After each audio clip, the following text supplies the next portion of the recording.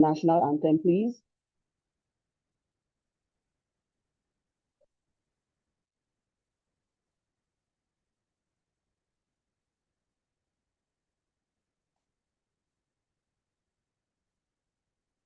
Mr. Fina, please unmute yourself. You are muted, though.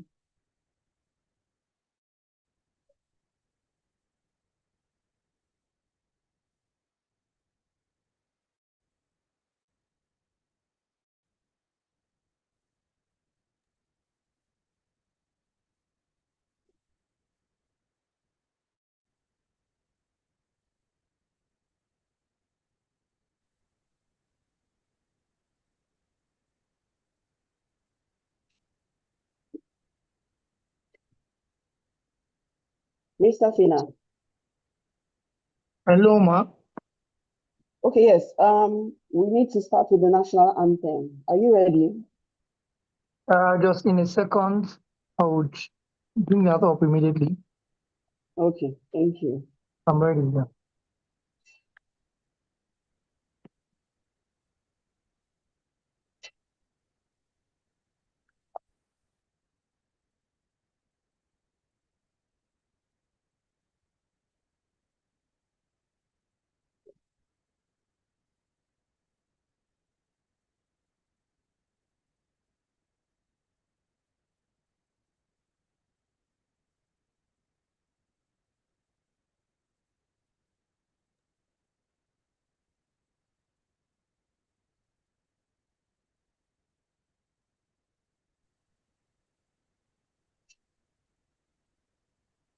Ladies and gentlemen, we sincerely crave your indulgence. I think Mr. Fina is having a little bit of technical issues at his end. Mr. Fina, you're coming right. I don't know if you would want to go into your welcome address as the president of BHMOSA. We apologize, you're unable to play the national anthem. So, Mr. Fina, if you would like to skip that, please do. And if you're ready, you can also take the national anthem. Otherwise, just please go into your welcome address. Thank you.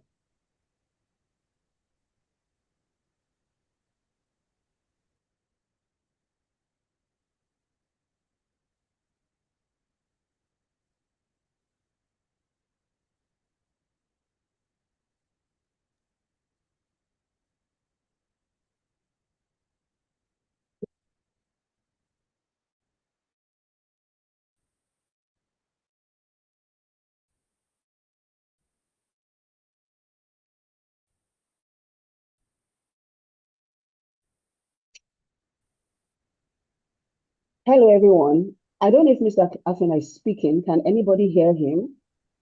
If you can hear him, please let me know. And if it's me you can hear, please also let me know. Dame Salami, I can hear you very well, but I don't think Mr. Fino is talking because I cannot hear him. Okay. Okay, thank you. Probably some network glitches at his end. Thank you, Mr. Wahab, for indicating. Anthony, yes, I see your message. Thank you very much. Mr. Afena, do you need time?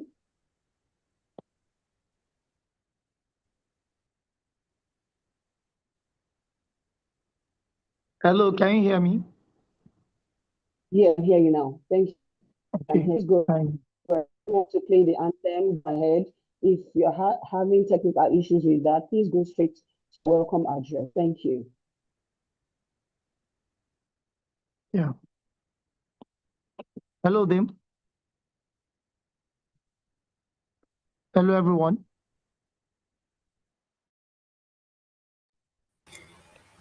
Good morning, Mr. Fino. We can hear you. Mr. Chairperson, it's a real privilege to welcome everybody to this second edition of our business seminar. It's indeed a great honor to have the caliber of those that we have invited that would be our guest speaker, starting from the chairperson to the guest speaker, the panelist, and equally moderator. I have the singular honor to welcome everybody to this month's edition of the business seminar.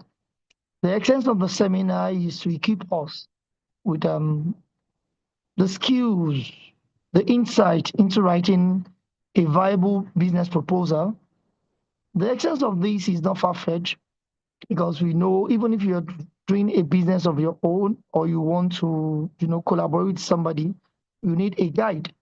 From our last edition, we all enjoyed the session. We know that doing a visibility study is key to the success of any business. It is in that same spirit that we'll employ our guest speakers, our panelists that will be sharing practical experience to starting a business, developing a business, and taking it to the next level. I want to humbly welcome every one of us to this special edition of the business seminar, and I want us to sit back, enjoy ourselves, pay rapt attention to the discussion, and probably look for a paper and a pen, or those who are with their system, so they can take notes on the key things that will be discussed at this seminar. On behalf of Bishop Owezumira Old Student Association and our collaborators, I talk of Love and Mercy Consults, Ethical, and Cloud Vantage. I welcome us all to this great session. Enjoy yourself. Thank you.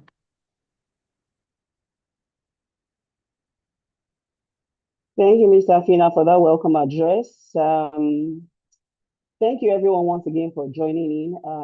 We all understand why we need to be muted during this session. So please feel free to express yourself using the emojis and emoticons that you have on Zoom. So we're going to go right next to what we have on our agenda for today. Remember that when I was telling you what to expect, I told you that we have very, very experienced people in this seminar today, and trust me, they're experienced, they're professionals, and they have taken time out of their very busy schedules to join us and speak to us today. So I'm going to be introducing them to us in no particular order. A particular wonderful lady has been engaging with me. She's my co-moderator. Somehow, she has co-moderated with me without even knowing it. And she's Honorable Chief Magistrate Adefeju Adeshegun Odusanya, Deputy Chief Registrar, Lagos State High Court. Thank you, ma'am. Thank you for joining us. We have Mrs. Miriam Bolarinwa. Thank you, ma'am, for also joining us. We also have returning Professor Hakeem Ajombadi. He's the Assistant Professor at the University of Doha for Science and Technology. Sir, welcome back. It's nice to have you again. We have Mr. Abdul Rashid Mohammed. He's the Marketing Communication Associate with Cloud Vantage. We also have returning again Engineer Saeed Balogun. He's a Senior Special Advisor to the Lagos State Governor. Welcome again. We had him at the last session, and I promise you it was very, very insightful and interesting. We have Comrade Abdul Wasiu Owoyele of Lagos Charisma. Welcome, sir. And we finally, last but not least, Dr. Bola Kale W. Ajani. He's the Chairman BOT of BHMOSA. Welcome very much, sir. Welcome, welcome. Welcome, everyone. We'll be having a chairperson's opening speech right now. That is Honorable Chief Magistrate Adefeju Adeshegun Odusanya, the Deputy Chief Registrar of Lagos State High Court. Ladies and gentlemen, please feel free to use the clapping emoji. I'll clap on behalf of everybody else, but if you feel like clapping, please use the emoji. Now, I'm going to give you a synopsis into this wonderful woman that has taken time to join us today. She's a senior judicial officer with the Lagos State Judiciary, currently serving as Deputy Chief Registrar Administration. She's a graduate of Ogun State University, now Olabisi Onabanjo University, and Howells Memorial Grammar School. She was called to the Nigerian bar in 1993. In 1993, I was in GS3 or SS1, thereabouts. So please, these wonderful people, give them the respect that is due to them. When a man or woman have earned their badges, you give them the credit. And she has served as a magistrate since 2004. Throughout her judicial career, she has presided over the Environmental Court and served as coroner for the Ikeja Magisterial District. She has undertaken extensive local and international training in restorative justice, sentences, arbitration and mediation, and she's a fellow of the Nigerian Institute of Arbitration. Outside her professional responsibilities, she enjoys traveling and reading, and she's married with children.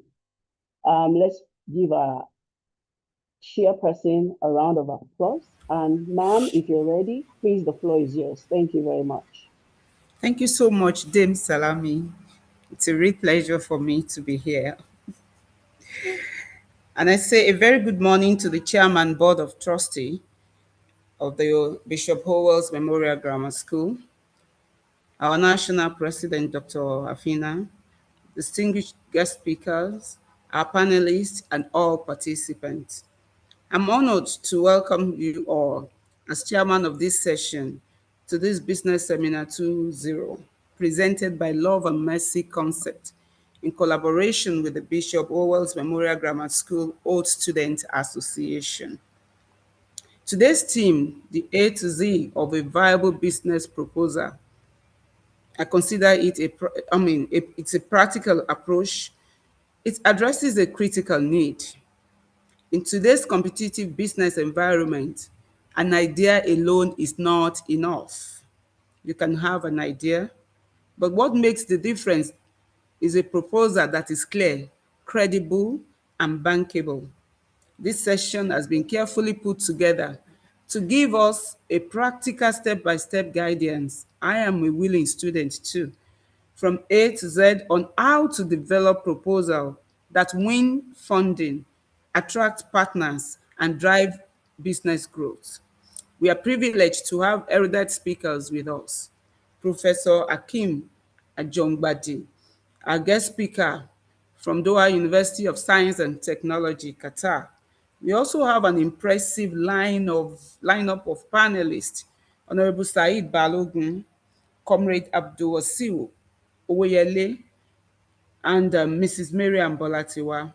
We also have our own capable moderator, Dame Oluwadamilola Salami. We are also grateful to our chief host, Dr. Bola Kale Ajani, Chairman, Board of Trustee, Bishop Howells Memorial Grammar School, for their support and presence. I'm confident that all participants, including myself, will find this session very rewarding. Without further delay, I now invite our moderator, Dame Oluwadamilola Salami, to take over the floor. Thank you for your attention.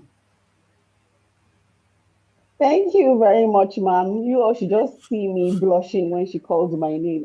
If I knew you were going to call my name, I would have put my phone on record, record it and keep replaying it to myself over and over again.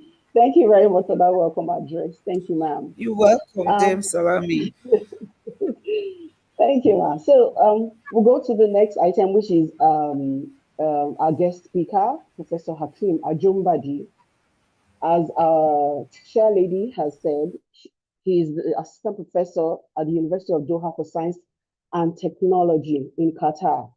Prof is a big gun, I promise you. But in our last session, he says he's not so big that he doesn't have time for questions. So anytime after this session, please feel free, you can engage with him, ask him questions, because he's always very passionate about entrepreneurs, growing businesses, and all that.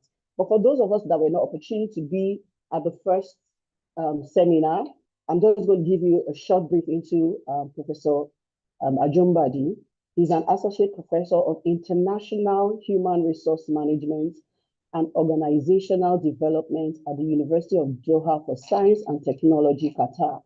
He has over 20 years of international experience across Africa, Europe, and the Middle East. He's recognized for his expertise in leadership, entrepreneurship, workforce development, organizational resilience, and the future of work. He's a respected scholar, mentor, and public speaker. Professor Ajongbadi has published extensively and held several senior academic leadership positions, including Director of Entrepreneurship, Head of Department, Program Director, and Acting Dean. He's passionate about empowering individuals and communities through education, continuous learning, and practical strategies for personal and professional success. Prof will be speaking with us on the A to Z of a viable business proposal, and he's going to give us a practical approach. Prof, over to you. Thank you very much for coming once again. The floor is yours.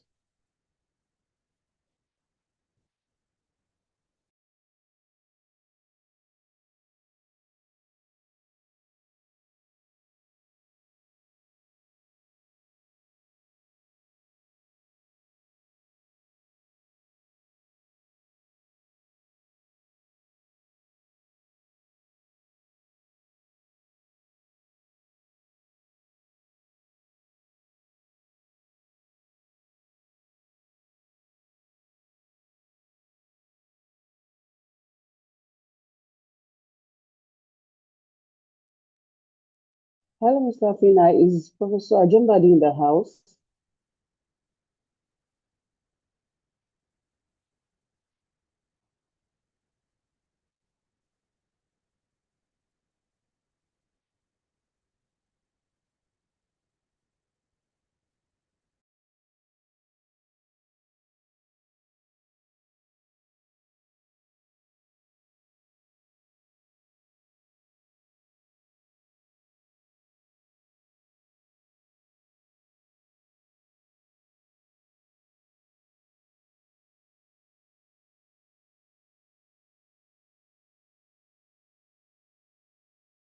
Okay, I don't know if we can take the short presentation by ethical team.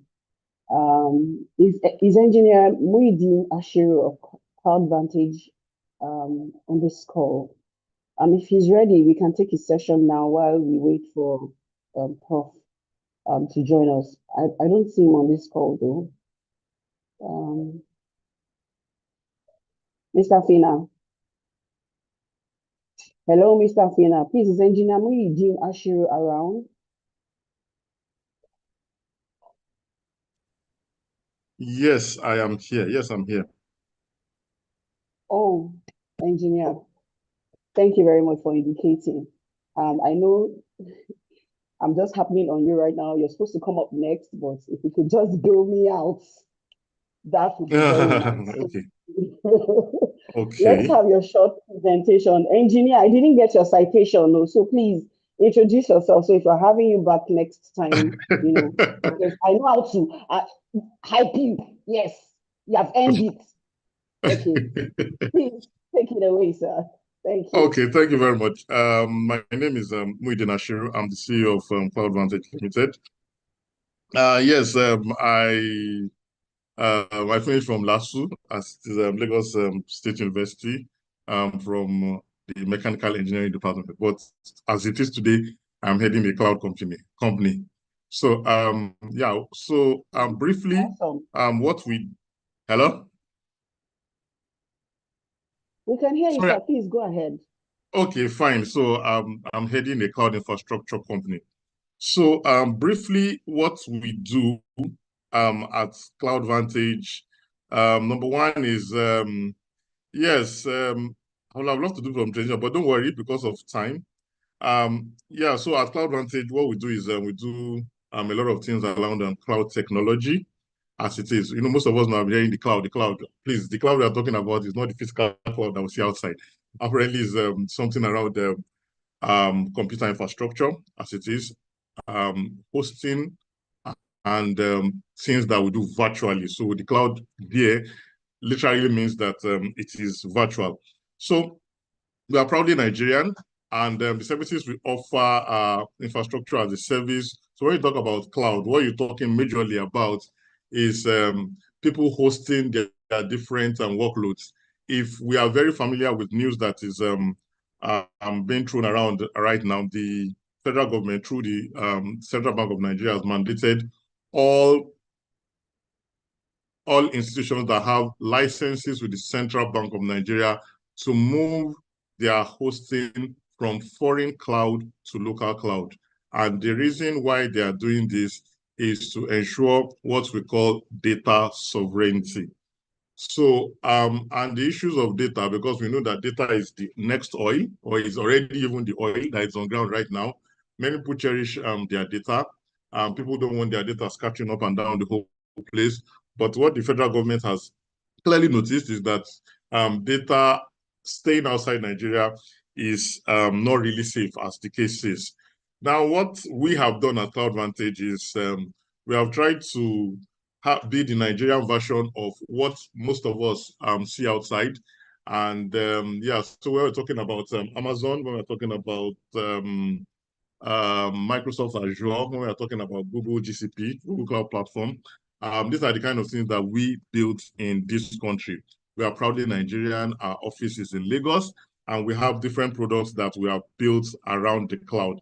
So yeah, so some of the challenges that we help solve for the businesses that are on ground right now is that number one is that we ensure, because we are proudly Nigerian company and we are hoping to export the technology as soon as possible to other African countries. So we help to strengthen the Naira through local cloud consumption. We bill in Naira, we don't bill in dollars, because most of us are going to be used to billing in dollars.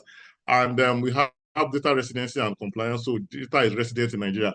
We recently opened our automated infrastructure in Lagos here, and we are going to be doing that. That of Abuja is going to be coming up early next month. So what it means is that the data you're storing outside Nigeria can now be stored in Lagos.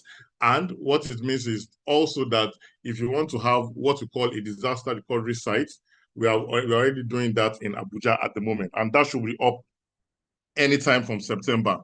Again, is that we have 24 hours, 24/7 support, local support. We have a hotline that can be called at any point in time, or you can also send a mail to us. And yes, for those of us that are having infrastructure complexity, I'm paying so much in dollars for different vendors outside the country, CloudVantage is here to solve this particular problem. Our mission is clear. We want to empower businesses in Africa by providing robust and reliable cloud infrastructure solutions. And our vision is we want to be the foremost provider of affordable cutting-edge cloud solutions that transform the way businesses and individuals connect, collaborate, and innovate. And so we have our management team. I'm the CEO. We also have our CTO, person of Sodiq Ribadu, and then we have our CFO, and we are based in Lagos as it is. But we have a combined experience of almost 40 years of cloud operations as it is. And there are different products and services that we offer. So number one is that we offer our hosting services in terms of virtual private servers, which we call the VPS. We like to call them dues on our end. We have what we call the virtual private cloud. So on our own end, we offer storage services. We offer managed database services, security services. So things around cybersecurity, we also offer services around that.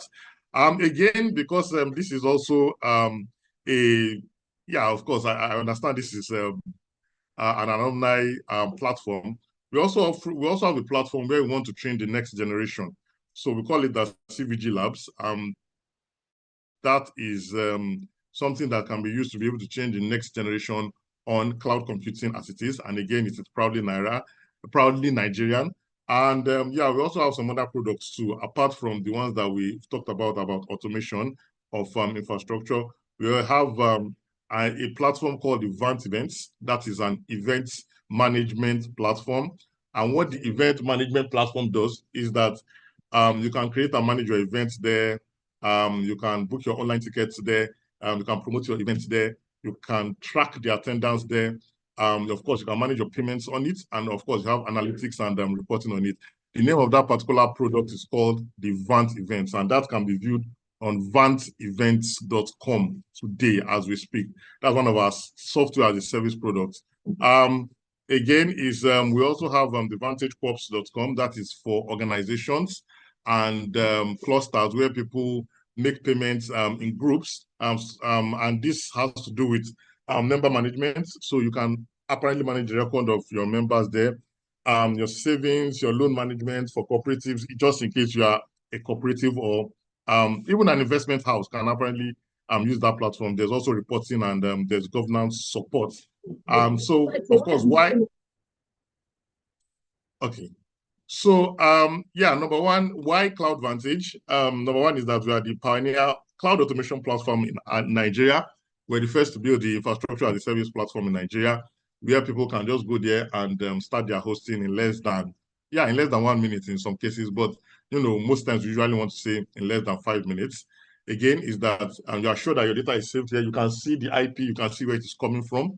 You can see that it's either in Lagos or Abuja, or we also have another data center in Europe. So just in case you don't want to store those particular data, or you have a reason not to store the data in Nigeria, you can also store it outside Nigeria too, making us a global brand. Again, is that we are regulatory ready at any point in time. We are affiliated with the Nigerian Data Protection Agency. We have our license on that particular end. Again, we are local billing. We don't need dollars to come and deal with us. We have been operating with a lot of clients, and we are guaranteeing 99.9% uptime. And our infrastructure is highly reliable, flexible, and something that we feel that all of us should come on as the case is. So we have different clients that we serve, and we have different licenses that we have. And yeah, for you to just get started, because we are just on this platform here, you can just go to our website. That's cloudvantage.com.ng. You can see more information on that particular platform. You can also send an email to us at support@cloudvantage.com.ng, support@cloudvantage.com.ng. We have our physical address in Omole Phase 1. That's Dile Omodara Omole Phase 1. And we also have our phone numbers that you can call us. All this information are on our website. So that is the brief about CloudVantage. We want to ensure that our data is protected. We want to ensure that our data is proudly sovereign. And then we want to ensure that the technology that we develop in this particular country, we can also export it to other countries and make Nigeria a very, very great country. Thank you for your time. Thank you for your time. Thank you very much, engineer. Thank you for giving us that insight to your CloudVantage and what you represent. This was said to be a short presentation, but I'm sure you know I won't let you go without asking you questions. So are you ready? Yeah, we are ready. We are ready for the questions. Not ask me to ask questions. Do not tell me to ask questions, but I'm going to ask questions. As to say, okay. I'm the one moderating. So, engineer, I'm going to hold brief for people like me who are don't really know how important it is to have your information on the cloud. So, for example, I'm an entrepreneur. I have a business that I'm just running. Why? Why should I put my information on the cloud? Why is cloud uploads important? And what kind of information am I expected to put up there in the cloud? Please go ahead and answer the question. Thank you. Okay, thank you very much, Dami.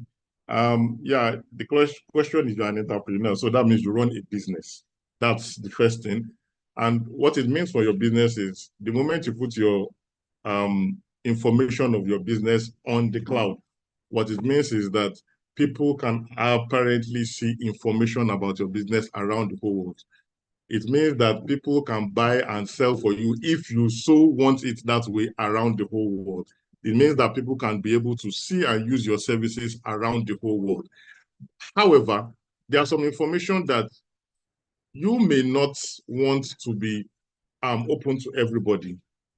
For instance, like maybe you're running an internal application now, maybe an internal financial application as it is, maybe payroll or something like that. You may not necessarily want that particular information to be seen around the whole world.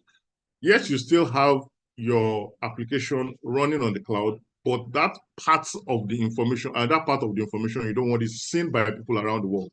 So what it now entails is that you need to now go to a secure zone whereby you will still be on the cloud.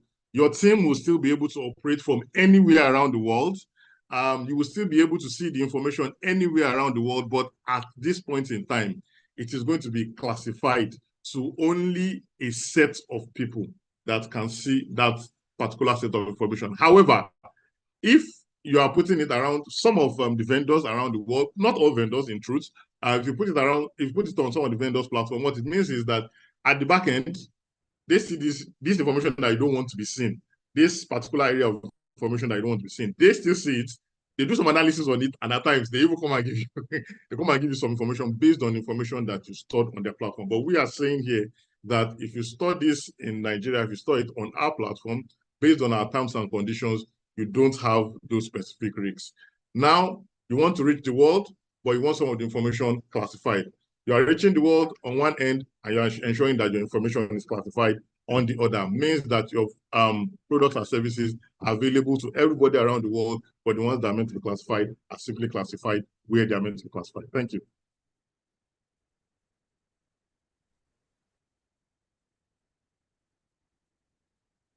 Hello, Dami. Hello.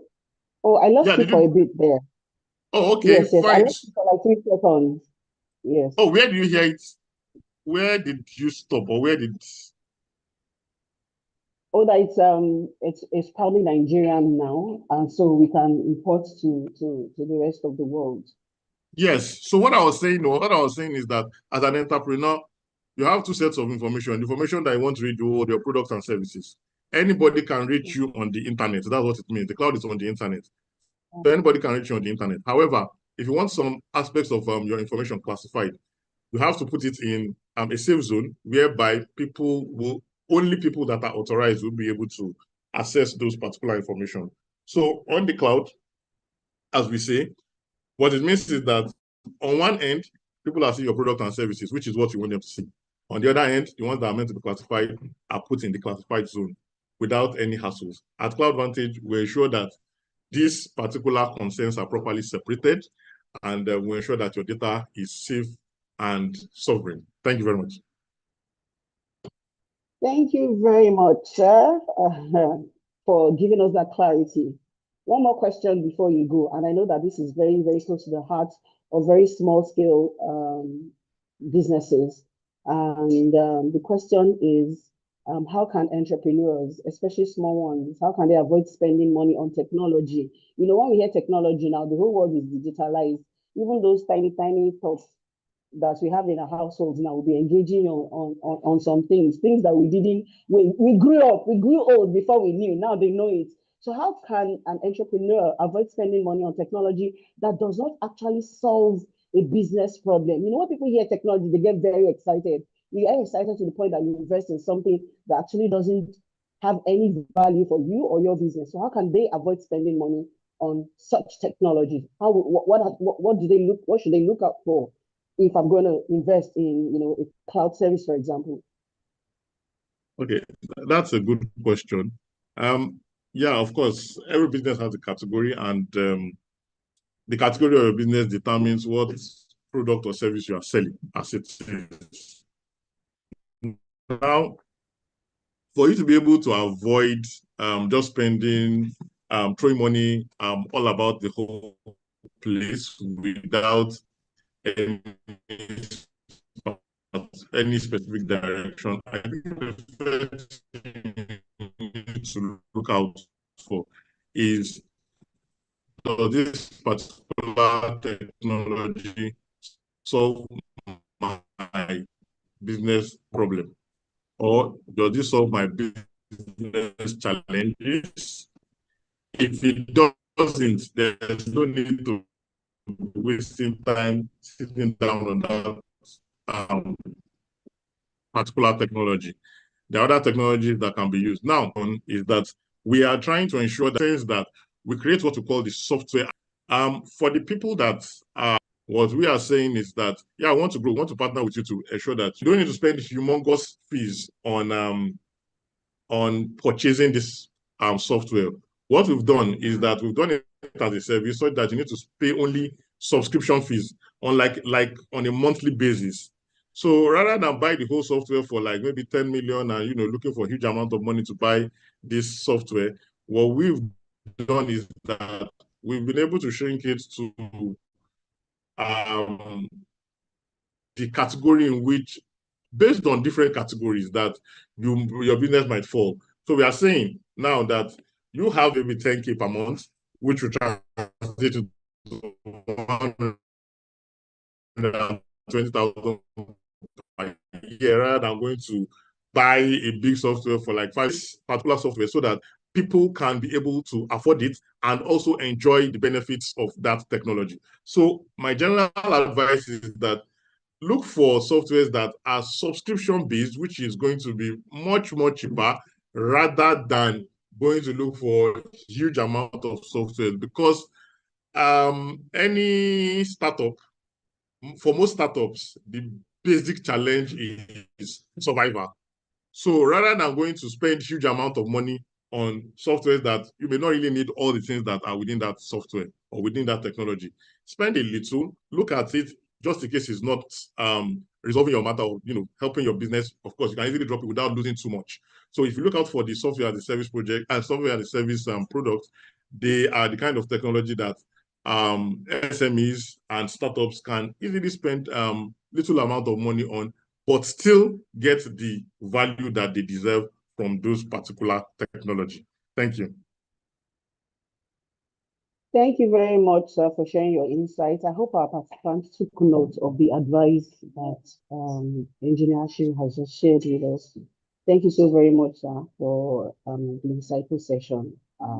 Thank you. Feel free to use your clapping emoji. Thank you very much. Engineer.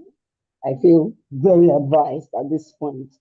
So I understand Professor Ajombadi is in the house right now. Professor, if you are ready, we're ready for you. Just a reminder, Professor will be speaking to us on the A to Z of a viable business proposal, and is going to be giving us a practical approach. Professor, welcome. The floor is yours.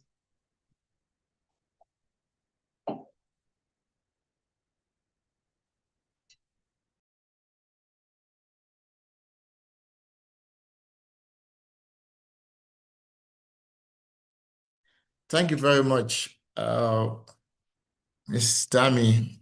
My name is Akim Ajombadi. I don't know if you can hear me. Please let me know if you can hear me. And please allow me to share my screen. Loud and clear, so we can hear you. Thank you We very can much. hear you, we can see you.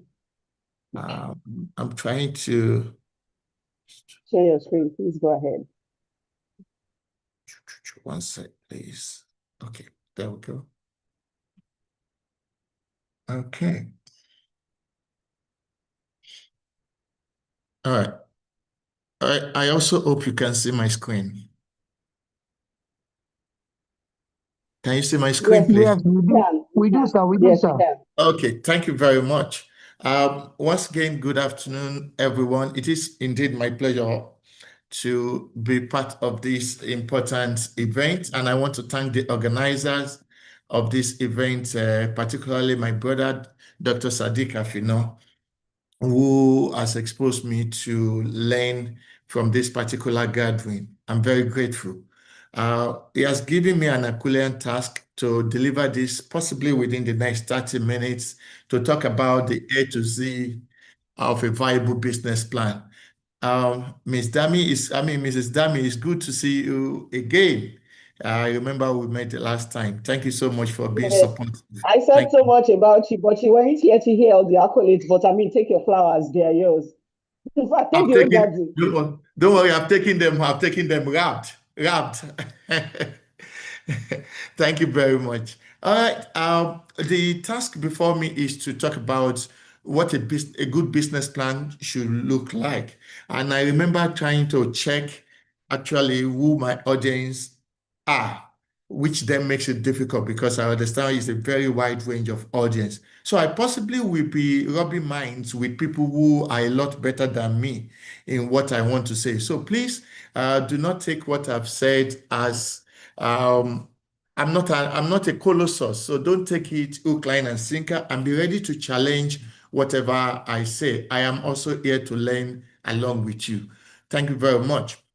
So we're trying to look at what exactly is required if we must run a successful business and what a good business plan should look like. And looking at it from A to Z make it a lot more cumbersome. And then to also say that we want to look at it across sectors. However, for me to start, I want to start by first looking at some interesting statistics that we may need to remind ourselves of. And this is important because it also helps us to understand why quite a lot of businesses in our environment fail. Now, the reality of Nigeria, trying to have an understanding of the numbers, which oftentimes people undermine, is part of why we have the challenge in quite a lot of businesses. It may interest you to know that about 40 million MSME, that is micro, small, and medium enterprises, exist in Nigeria. And that is the report from the Nigeria Bureau of Statistics and SMIDAN 2020. I've not been able to lay my hands on the very current one, as this is the only one available. Now, also, I found that about 50% of such businesses do not even have a business plan, which means that only half of those who are in such business, just barely about 20 million, have plan ahead, have been able to make their projection as expected. Perhaps this explains why quite a lot of businesses did not live to see their third birthday. Again, the significance of this particular discussion also lies in the fact that this particular sector or subsector, the MSME, of course, constitute about 96% of what we refer to as the informal sector, which is largely unstructured. And the amount of employment it generates is about 87% in our economy. So there's no way any of this can be overlooked or downplayed. Another interesting thing is that about 90% of them tend to start with above 10 million. Now, if that is less than 10 million, if that is then the case, then it also begs the fundamental question that we want to ask, that is it the funding that is the problem? Is it the funder that is the problem? Is it the Nigerian economy? Is it those who go into the business themselves? Then these are the questions we want to try to unravel.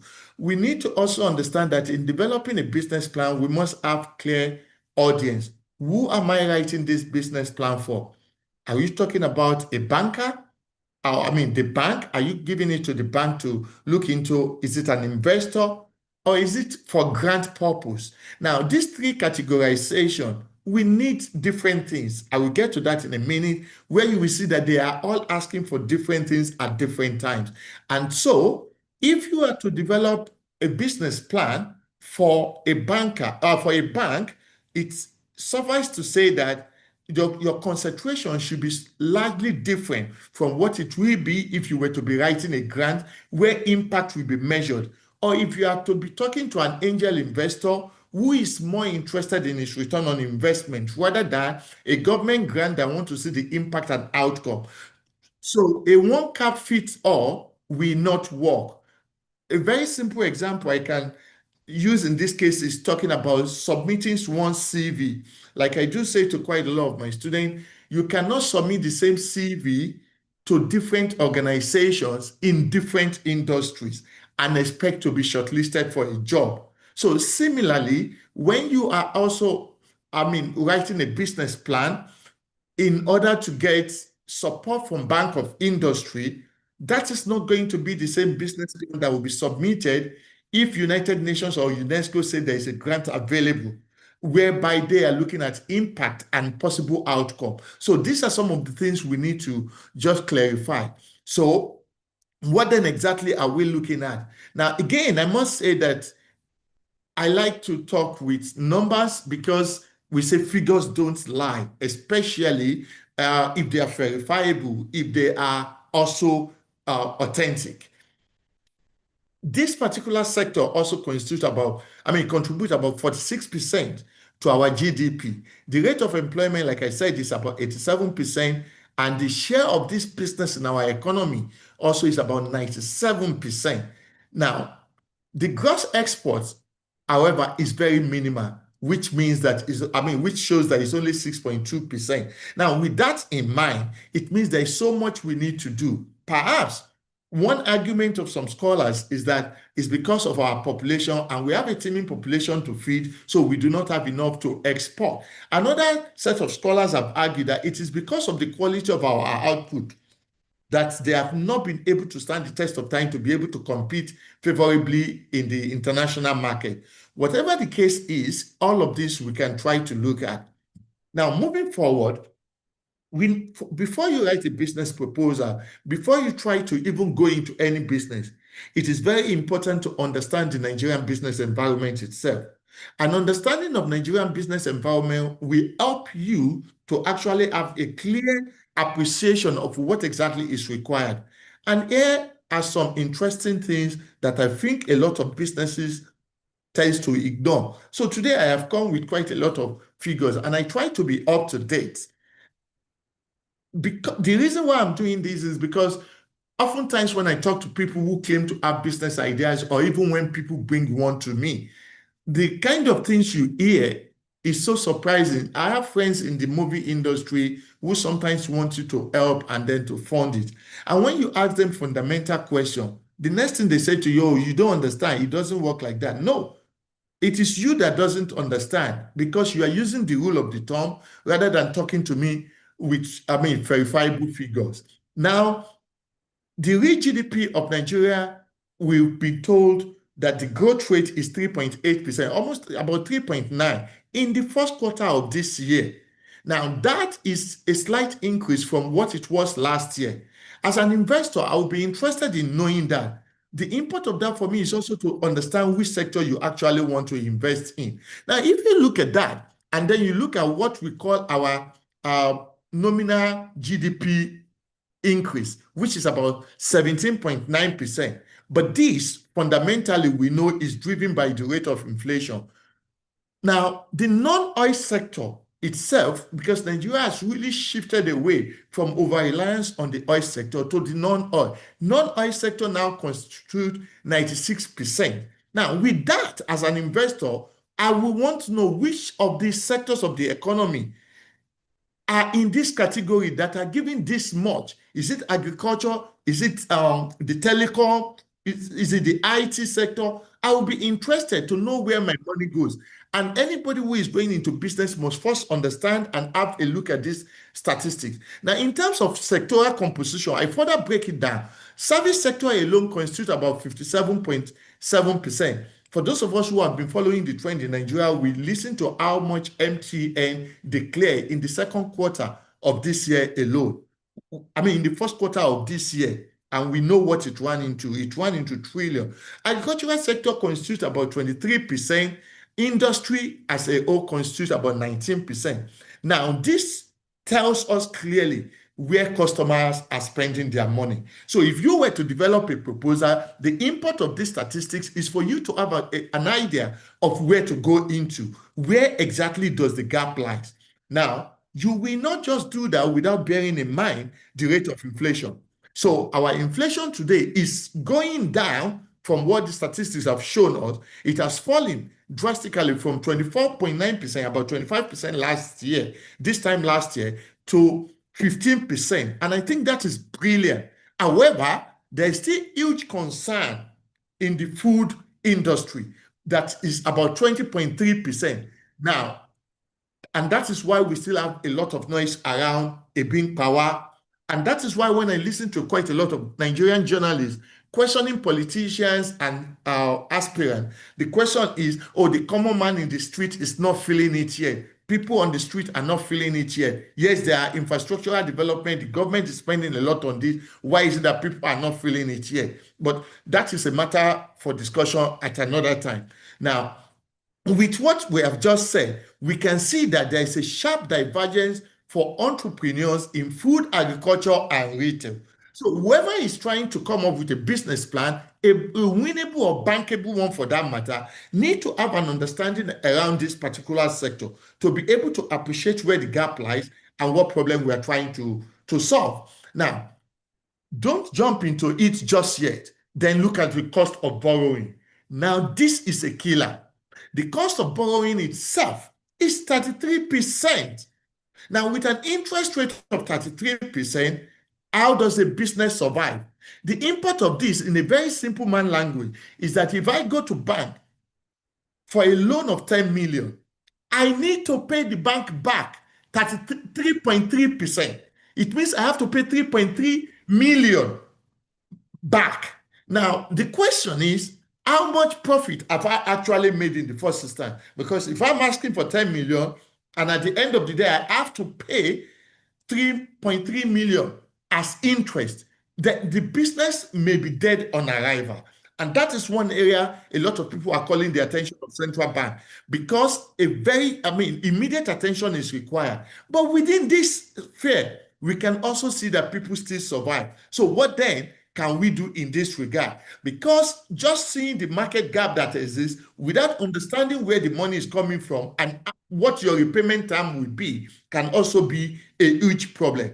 Now, the last one I want to mention here is the Business Confidence Index. Now, it is looking positive in Nigeria, and I have to give it to our current administration in terms of the progress that Nigeria has made between 2023 and now, especially since the reform that were announced that we are all aware of in terms of the subsidy, forex, and what have you. Now, as at March this year, the CBN has told us that the confidence index is 15.6%. And this has also been attested to by international organizations like World Bank, IMF, among others, which is a very positive thing.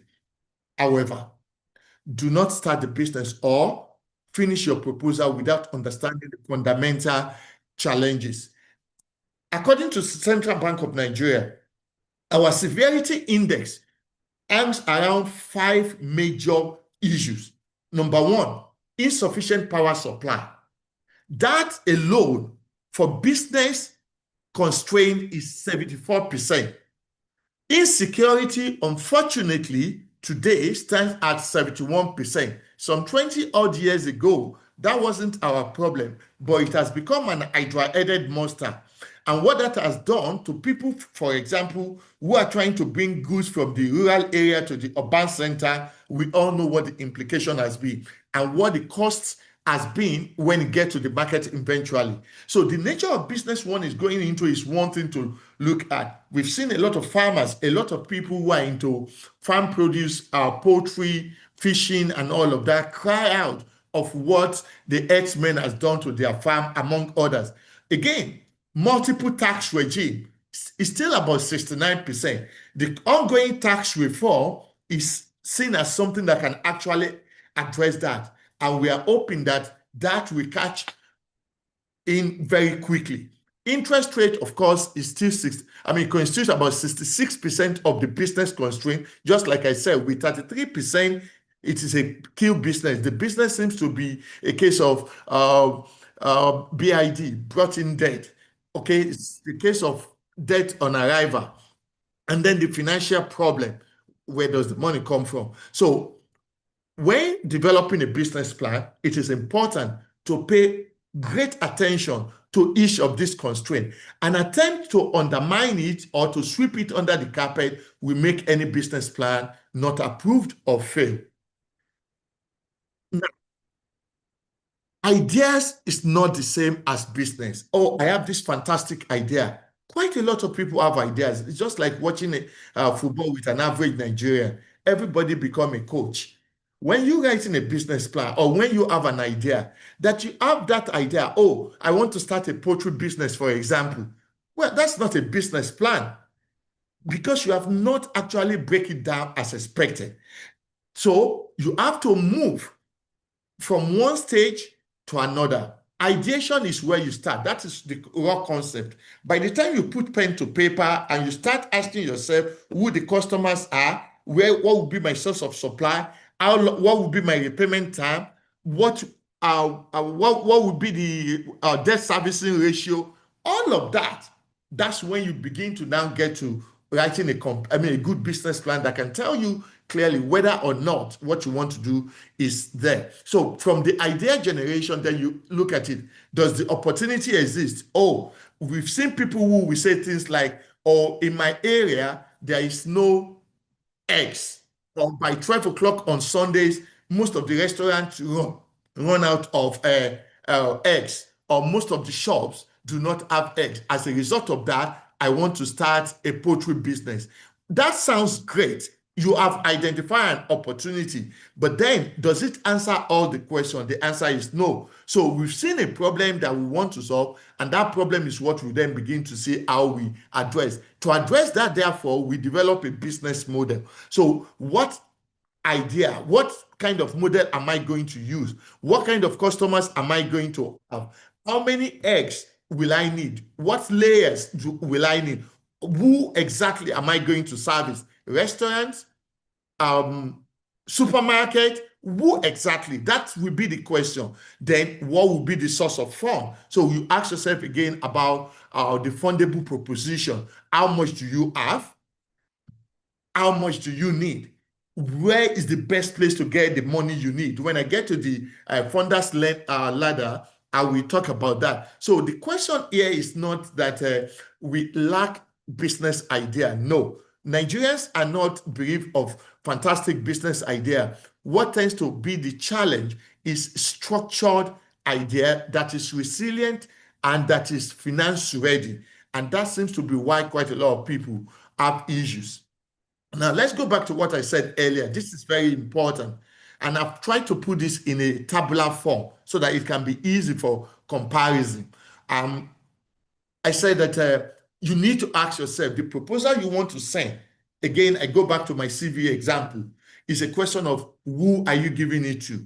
If, for example, I work with an insurance company and I'm in the field as a marketing person, and somebody has now approached me to bring my CV, and you do not ask them what job are they thinking of, then how do you tweak your CV to suit that job?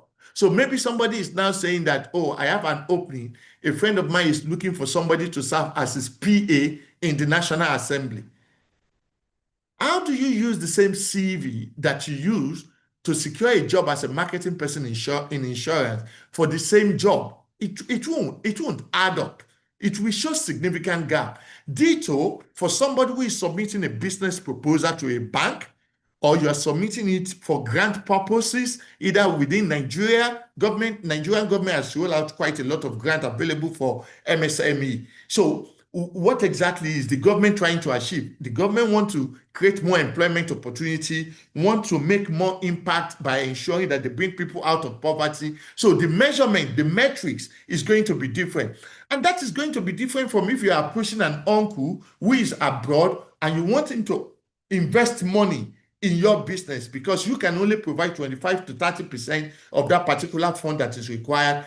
What the two of them will be looking for will be different. So look at this from this angle. If you were looking at a bank, the primary concern of any bank that is giving you money will be your repayment. How are you able to pay? When are you paying? Is this business able to pay as at when due? That is what the bank will be interested in. Whereas government giving you money for grant purpose want to see the impact it will make in the society. An investor, on the other hand, would be interested in its ROI, return on investment. Now, the key metrics for bank, whether we can give you the money or not, is your cash flow, not profit. And we'll talk about that very soon. Your cash flow, not your profit, because the fact that an organization is making profit is not the same thing as ability to pay. I'll get to that. Now, for the grant maker, they want to see the outcome, measurable outcome. Whereas as an investor, can this business grow over time? And what will be the extent of growth? Again, in terms of risk, the bank wants to see your debt servicing capacity. Whereas for a grant, they want to see in terms of sustainability. For an investor, competitive advantage. That's all. In terms of security, a bank will need collateral. Whereas for a grant from either an NGO, government, or international bodies, they want to see the socioeconomic value that it will bring. For those of us who have written grant, who has won it, we know what it means. Because you don't pay a grant back, you are not paying back. So they want to see the economic and social impact or value that you create in the society. Now, to an investor, what will be my exit plan? Can I make my money within the next 3 years, and the next 2 years I make some profit and I opt out? That's an investor's thing. So you can see very clearly from this table that it shows that proposal that is being developed for A is not going to work for B because they are going to be asking different questions. So it is therefore important that you identify the funder before you write the proposal. Unfortunately, what many people do is to have the proposal and then they start looking for funder. And when they find one, they fail to actually correct it as required. So that is very important.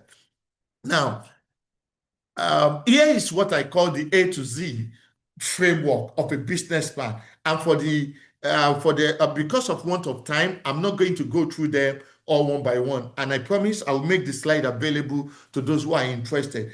The fundamental question that any good business proposer should ask itself is what I put in A to Z using the first alphabet.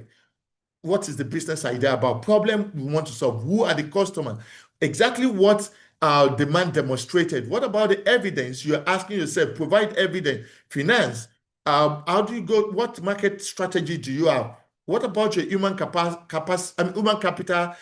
capability? Investments, can you justify it? What about the funding opportunity? Risk involved, profitability, sustainability. So the reader, when they finish reading your proposal, they must have answers to all these questions. I do not say to some of the questions, to all the questions, to all, whether you operate in the service sector or otherwise. All these questions need to be answered. There's no point getting emotional about it. If you do not have sufficient answer to these questions, then you are not ready to go. Now, I just paint a few examples across sectors and what may constitute a weak or what we call a strong proposal. For example, if somebody comes to me and say that I want 20 million to establish a poultry farm because a friend of mine is into poultry business and I can see it's profitable, that wouldn't make any sense. Even if you were born by my mom, that wouldn't make any sense because you have not answer the questions I want to hear. What will be your location? Who will be your buyers? Okay? I want to see your sensitivity analysis. What if we have a heavy rainfall that now destroy the poultry? If you look at that, what is the risk element? Okay, how long will it take for me to get my money back? The break-even point. I want to know how many are we going to sell in a month? What does that translate into? Any possibility of expansion? How will you be paying me my money back? Without being able to answer all those questions, then there cannot be, money will not be made available. Or somebody who says, I want to start a fashion business. And let me quickly tell a small story.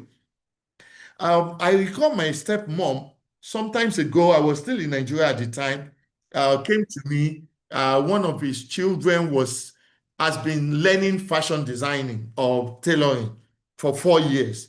And the mom came to me and said that this guy, it's time for him to wrap up because his colleagues have been doing their freedom, their graduation. And I was like, okay, let me talk with him. So I called the gentleman. I said, you are ready for freedom? He said, yes. I said, how many people bring clothes to your shop, to your boss, and says that, please, let this guy be the one to make my clothes. If it's not available, don't give it to any of your boys. I want him to be the one. He said, none. I was shocked. I said, okay, what about how many clothes? I said, I know your mom also have 2 machines at home. How many clothes on average in a month, in a quarter do you get that you make as your own PP, as your own part-time job that you make? He said, no. I said, I mean, weekends, evening, when you are not in your august place. He said, no. I was like, okay. I said, so what have you done? He said, well, I've helped with tacking button of school uniform, or some of them who have torn trousers.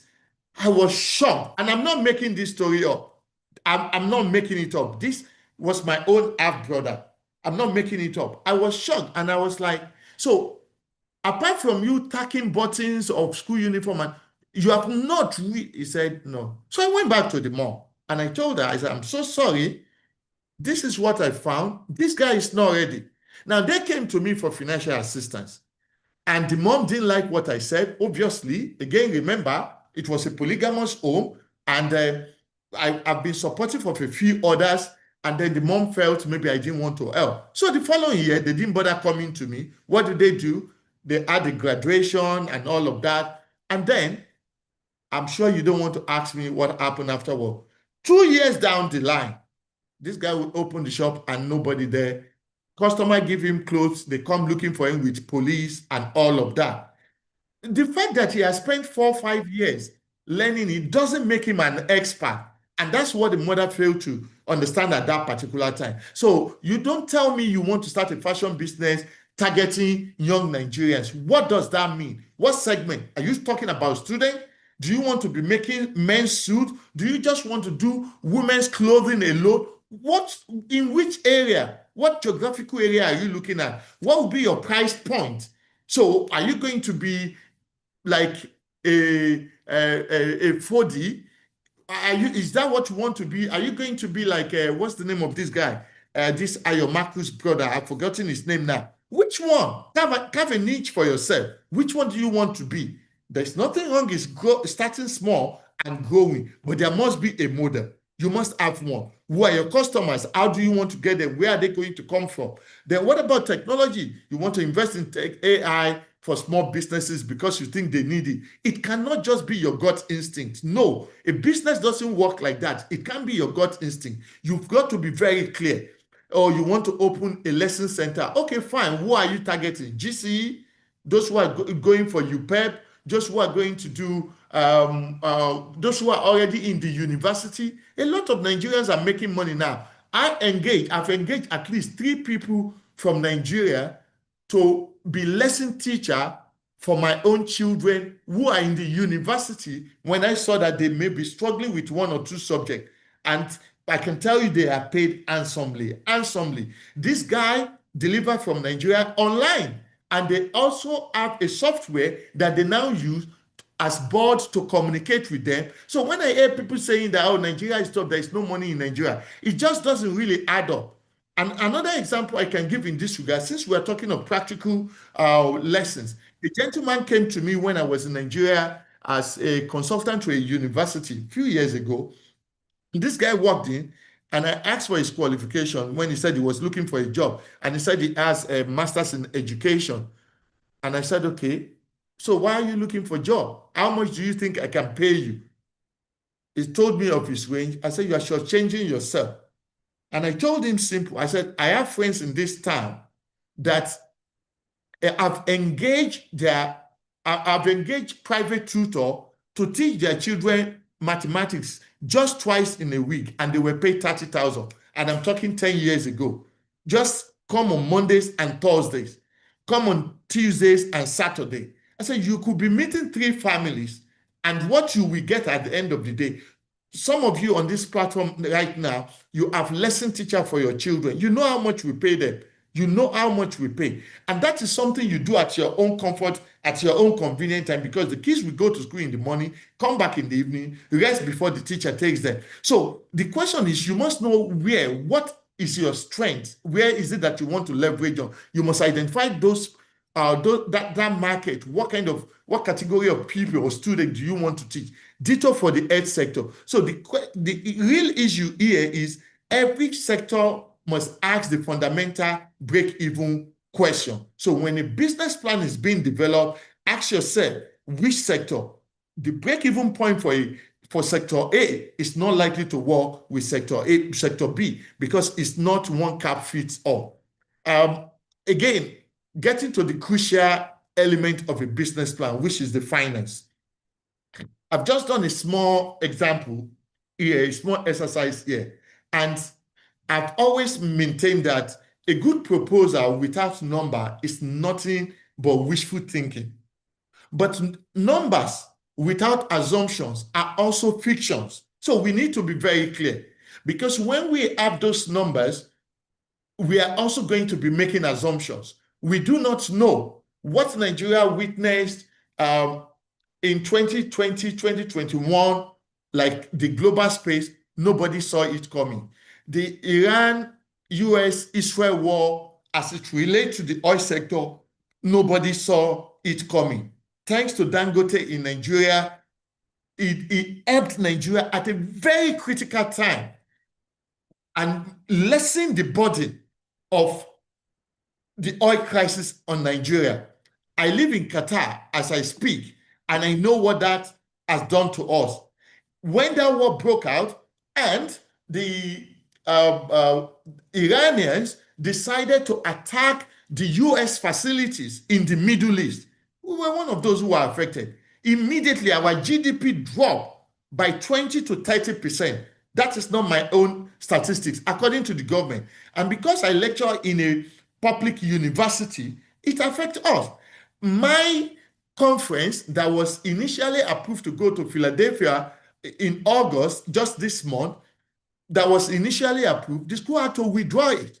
That because of cut in budget, they can no longer sponsor the conference. I had to fund it myself. And I can go on and on. But because of the way we have faced it in Nigeria, we didn't really feel that impact. What am I trying to say? Is that is something that is not envisaged. Nobody thought a Donald Trump will go mad and do what he said he will never do. And then the implication of the closure of Strait of Hormuz on the global business space, we all saw it. So that's why I say that, yes, numbers are good, proposals are good, the assumptions needs to be there, but they must be realistic assumption, very key. So when you are making a proposal, when you write a business proposal, you must bear this in mind, and this must be factored. They are part of the risk element that are actually essential for an organization to bear in mind. So in that case, it's important that you have what we call the worst case scenario. The best case is what you have projected, and what you call the best case scenario. What if it gets better? Like it got better for some during COVID. Why a lot of businesses cried in COVID, those who were running things like who were selling food and who were the delivery services, those who are using the algorithm for their delivery, they made a lot of money because quite a lot of us could not come out of our places and people were delivering food. Even for those of us who were lecturing, at the time I was in the UK, even our organization, when we have meetings, they will ask that our voucher be delivered to us at home. Sometimes they just pay Uber Eats to come and drop food for us at our various homes. That's the food we would have had after meeting. So some people make it. So what would be your best case scenario? What is the worst case scenario? What happened if Naira depreciate? What happened now that Naira is relatively stable? What if the interest rates increase from 33% to 36% tomorrow? What will be the implication of that on you? You must ask yourself those questions. So will the business still survive if such a situation should arise? Painting a glowing picture of a business in the next 5 years is never going to make your business plan succeed. That's what a lot of people do. They try to sugarcoat it, believing that they can actually blindfold the funders, and their business plan never succeed. Now, it is important to justify every naira that you want. You must justify how it will be spent. So here again, I call this a 10 million question and what I call the funder ladder. Now, if you look at this, if you ask me for 10 million, and then I say, give me the breakdown of the 10 million. You say, okay, you're going to spend 3 million on equipment, another 2 million on raw material, working capital will be 2 million, marketing, distribution, and what have you. And then I say, okay, what if I don't have 10 million? What if I can only give you 7 million? Now, if you tell me that, oh, with 7 million, I don't think it will work, I will ask you to get out. Get out. That's what I will say. And that is the mistake quite a lot of people make. So if I ask, what if I give you 7 million? What then do you do? Can the business still work? Will it succeed?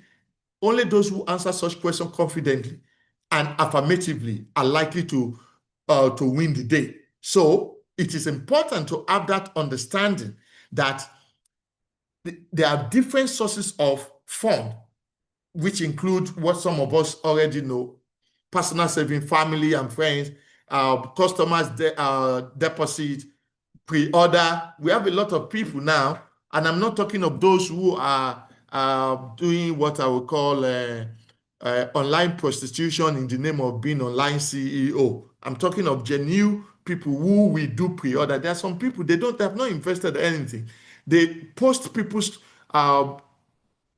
products online, and when people say they want it, they will ask you to pay, or pay some deposit, and then they will get it from the real shop and then send it to you. So I'm talking of those genuine ones. So that you can have customer deposit. You can have what you call pre-order.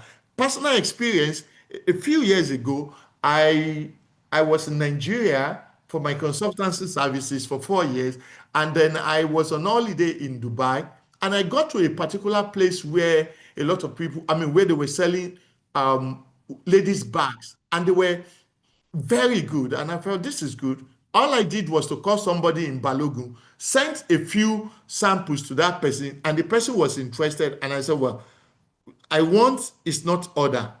You need to place an order, and then you need to also pay X amount. I asked for 70%. That 70% cover my cost, because all I was thinking of is, how do I cover the cost of coming here?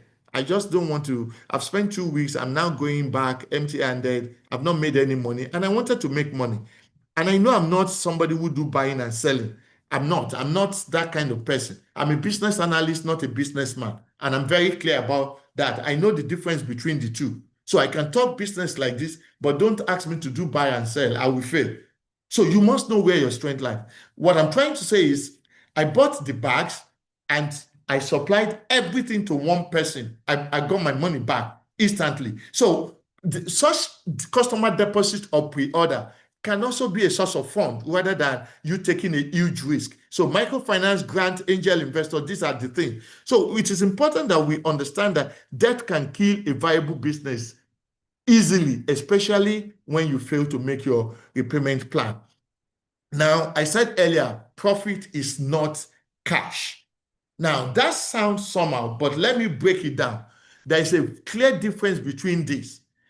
An organization making profit is not the same thing as the organization being able to pay its debt. Now, I've put a very simple example here. Let's look at this table, for example. My annual sales is 50 million. Let's just assume, for example, that my annual sales is 50 million. Now, of this 50 million, I have sold out credit of 20 million. So that means 20 goods worth 20 million out, not with me. I have another inventory of 15 million. So that is also money tied down in goods. And then I need to pay those who have supplied me. My suppliers, I need to pay them 8 million. Now look at that. I also need to pay my debt. The bank, where I've loaned the money, I need to pay them 5 million. The question is, where is the money? Where is the cash? I am in negative. Am I even going to be able to pay? Am I going to be able to pay my supplier? No. And that is why I say that profit is not cash. And this is why you see a lot of people, they will take you to their shops. You see that they have a lot of goods, but they are saying that I will pay you your money. You can see this is what I have. That I will pay you is not payment back. It's not going, it doesn't make a sense. Because if you look at this computation now, you can see that, yes, the organization may be making profit because of the volume of sales, but they don't have money to pay their debtors. And when you do not have money to pay your debtor, your business runs into crisis immediately. So cash flow is very important to lender than your profit projection. They want to see your ability to be able to pay. So a profit-looking business that cannot pay its bank, of course, is a failed business. So what exactly is it that the lenders are looking for? So we say that what lenders actually examine, one, your ability to service your debt. So can your cash flow actually service your debt and pay the interest rate of 33% as expected? If your answer is no, then that business plan will fail. Again, what about the interest? And what if there is any margin within that? So I say that the operating profit will be divided by the interest expense. So this is expected to be well above 1.0%. For any reason, if that ratio should increase to 1.2, that can cause a default. Now, the other thing to look at is many businesses also sell on credit. So if you sell on credit and your receivable cycle is 90 days, that is when people will pay you back after 60 days or 90 days. But you need to pay back your own suppliers, or you need to pay back your funder every 30 days. Then there is a gap And that gap, how do you fill it? Then you start running from pillar to post. So these are some of the very technical things that look basic to an average person, but to a finance person, it is not. And that is why it is important that once you know that you cannot get your head around the finance, please ensure that you consult an accountant who can actually break it down. Whatever you invest is not a waste. It is part of the business investment. Now, another critical section of a business plan is looking at the market and the customer itself. So in terms of market and customer, asking ourselves the fundamental question, what exactly is it that these people are looking for again? They want to look at who are your customers. Is this goods going to sell?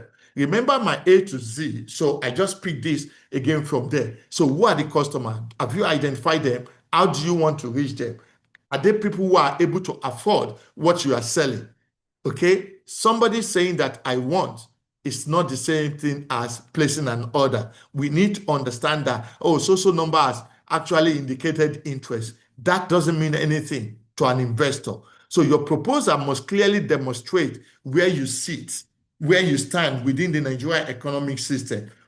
So when you look at our ecosystem, like the breakdown I gave earlier, you see that the service sector alone constitutes about 58%, agriculture is about 23%, and the industry is 19%. Where exactly do you sit in all of this? And what do you think you want to serve? What market do you want to serve? And how does that translate into profit at the end of the day? How does that enable you to also make sure that the proposal you are sending out is actually good enough?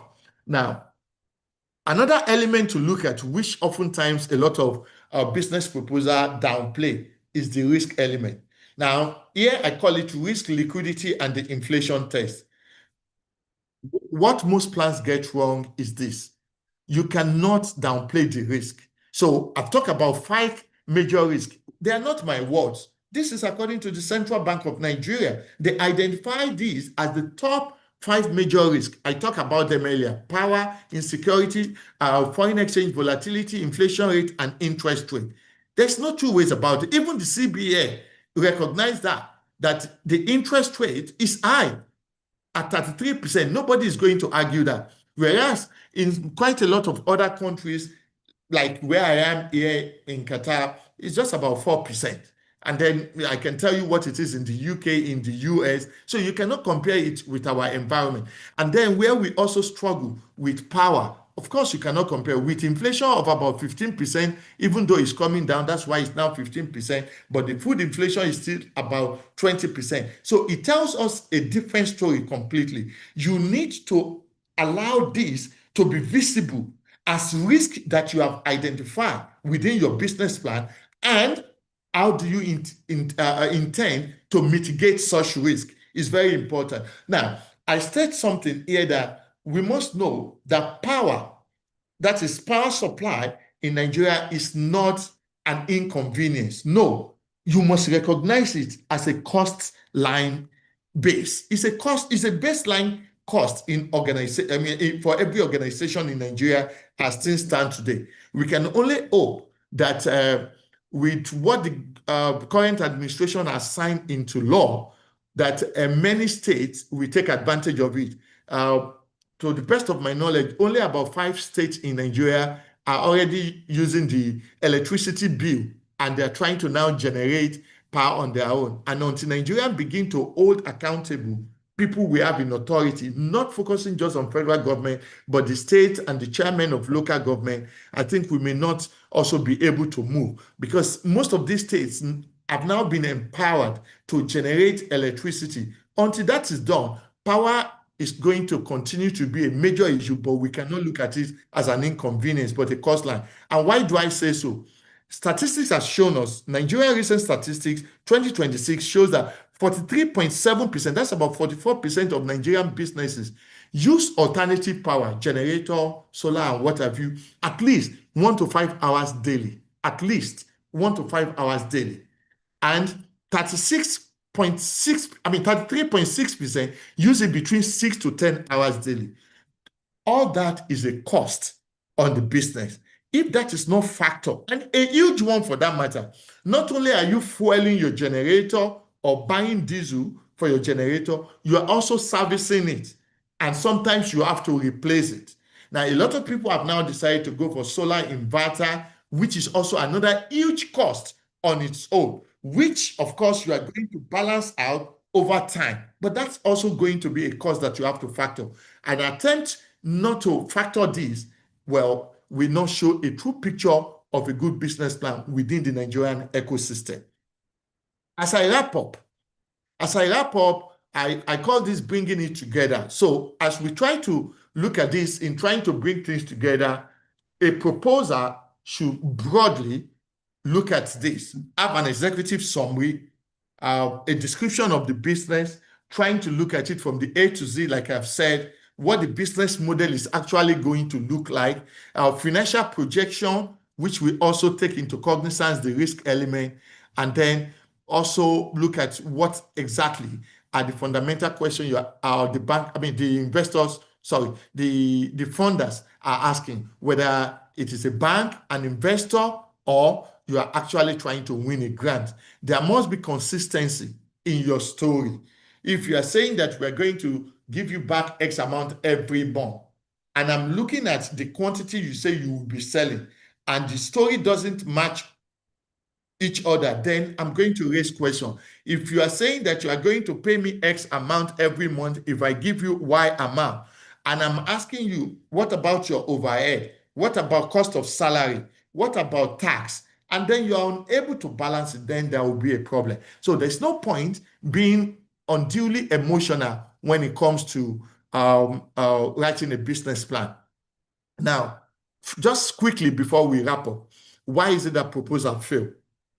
And what I call the digital opportunity. It is understandable. I mean, it is very important to understand why business fail, the same reason why we need to appreciate what we can do to make them succeed. And here are just a few things I put together to say why they fail. Where there's no specific customer identifier, I explained that earlier. When revenue with no volume, that is, the revenue you are claiming doesn't match really with the price you are charging, then it will raise question. If the cost or if the financial analysis you have projected ignore the Nigerian environment reality. And please don't get me wrong. When I'm saying Nigerian environment, I don't mean it in a negative way. If I'm addressing people in Qatar, in the UK or US, you have to still consider that environment. So the Nigerian environment doesn't mean it is negative. It only means that there are certain peculiarity within every ecosystem. So you need to understand the reality of that environment. For example, issues of power, issues of insecurity. Today, Forex is relatively stable. So that is one box ticked. What about the other lingering problem, such as interest rates? So we look at that. Then optimistic single scenario projection is going to make a business fail because you cannot just look at the baseline. No, you look at the worst case scenario, the best case scenario, and the actual. So your projection, that is how you do a good business plan. Then fake ask section. When you are asking, whatever you're asking for, be very clear about it, and be also clear that you know who you are asking for funding from and what their own metrics is, just like I showed in the previous table.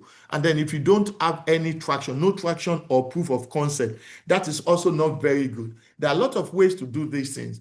When I was studying in the UK, when I got to UK for my PhD and I was doing my PhD, I was very clear that I was going to start a consultancy business.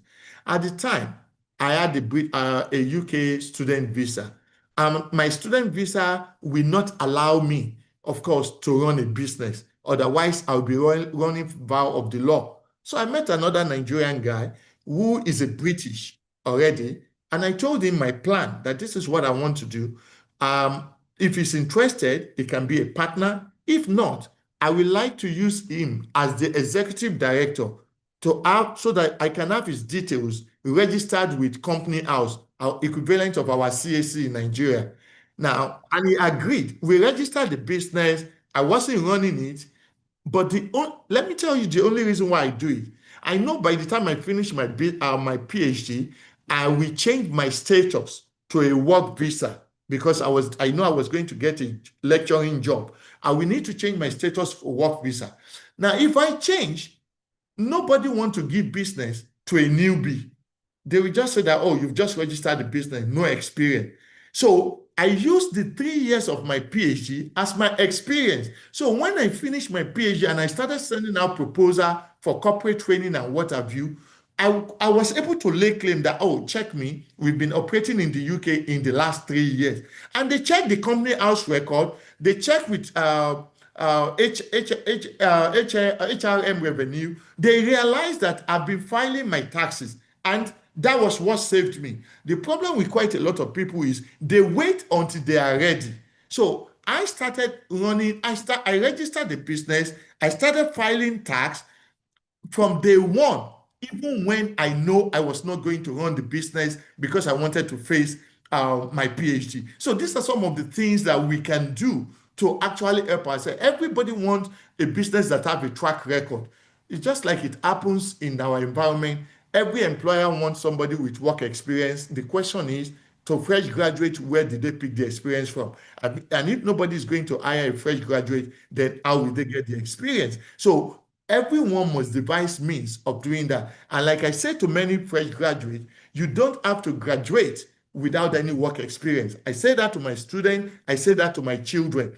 Every holiday is a work opportunity. Every holiday, 2 weeks, 3 weeks, 4 weeks, summer break, it is a work opportunity. Make sure you get a job. The problem is that all of them want a job that will pay them. Nobody wants to volunteer. Whereas you need the employer more than the employer needs you because you are still a trainee. And then they don't want to work without getting paid. And that is where they fail.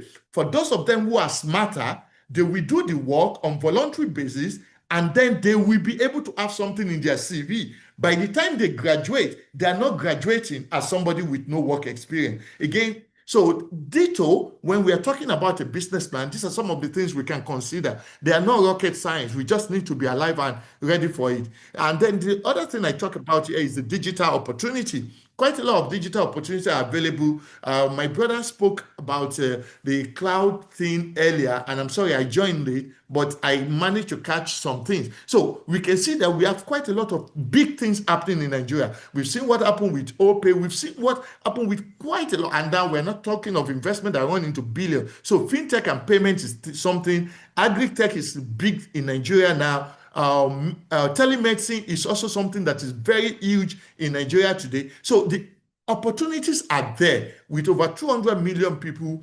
I mean, the sky is just the beginning for us. Now, the Nigeria ecosystem funding, again, I take us back to the A to Z. And my tip here is that many SME in Nigeria are qualified, not because their business is not viable, but because of poor documentation. A lot are operating today without a CAC registration. I say this with all sense of modesty. When I was the director of Center for Entrepreneurship in Kwara State University, one of the things that made us the most entrepreneurial university in the country, and we won the award back to back for 4 years. And the 2 billion grants that was available from CBN, we were the first university to get it in Nigeria. And you know what? We insisted that every student of ours must have a registered business with CAC. It was mandatory. My JNS 202, which is creativity and entrepreneurship and innovation management, there is no way you are going to write exam without attaching your CAC business registration certificate to your exam script. It was mandatory. Now, of course, you can ask me whether people can bring fake. No. Throughout my 4 years of serving that university as the director, I can tell you that I caught 7 students who tried to be smart and use another student, but they are a serial number, only 7. And even CAC wrote to us. Why? Because I believe that you cannot be an entrepreneur without having an enterprise. And if you must be an entrepreneur with an enterprise, you must open opportunity for yourself. So we insist that apart from the basic training we give our students, which include how to write a good business plan, which we taught them in year 2, and by year 3, they start the business itself. And I must say that while I was there, we started the first microfinance company in the entire central north of that particular environment. The microfinance bank was funded with the student money and essentially created to help students' business at what rate? Single digit. That's what we did. And that was why while I was there, 70% of the businesses we had on campus at the time, I left in 2017, 70% of the businesses we run on campus were owned by our students, 70%. And I say that without fear of contradiction. And a lot of our students also had the opportunity of getting access to funds from Bank of Industry, because we also brought Bank of Industry to the campus. So the point I'm making therefore is that the opportunities are there. The federal government of Nigeria has also continued to roll out a lot of opportunities for grant and single digit interest loan funds. So it is just for us to develop what I call bankable business plan that can actually give us what we want. And that's why we think this particular discussion is essential. As I wrap up, I want to say that I want to anchor my argument on three fundamental things. One, you need to identify your funder first before you write the proposal. Is it going to be a bank? Is it going to be a grant you are writing, or is it an investor? Whoever it is, tailor your proposal to suit what interests them. The second thing, know your numbers. You need to build your numbers, and your numbers cannot be built on gut instinct. They will be built on realistic assumption of economic reality. You run your base, your best, your worst, and then your base assumptions. It is very important that this is done. And the third one is to answer the fundamental question of your break even. If you cannot answer the question of break even, then the funder will keep their money and we will continue to lament. So we must understand that a business plan, or a business proposal rather, is not written to impress an entrepreneur or an investor. Rather, it is a document that tends to reduce the level of uncertainty in the minds of the person you are asking to provide money. With 40 million SME, we know that there are still a lot of opportunities in Nigeria. The question is, which of them do you want to tap into and why? Thank you very much for your audience. I appreciate you. Thank you very much, Prof, for that overarching lesson on the topic. I'm sure our participants will agree with me. It was comprehensive and it was all encompassing. In fact, Prof, you spoke like you had a sneak peek into my questions for you, but because I've been speaking for an hour non-stop, I'm going to give you a breather. Okay. And I hope that our participants were taking notes like I was. And he spoke extensively about idea, money, the market, the business model, proposal, the risks, and why your business proposals fail. But Prof, I found it very, very inspiring when you talked about the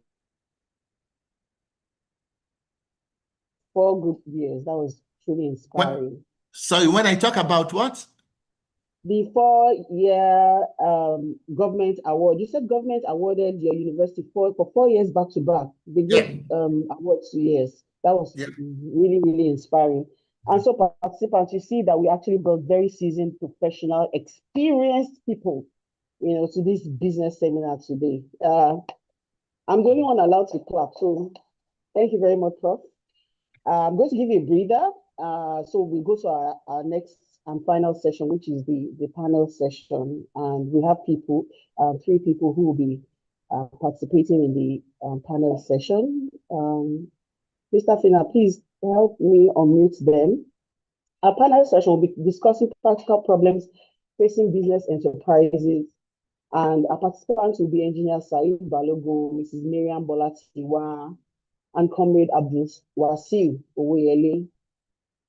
Now, I'm just going to give you a sneak peek. Let's not be like we are just doing our trumpet, but when we say our speakers are seasoned, trust me, they are seasoned.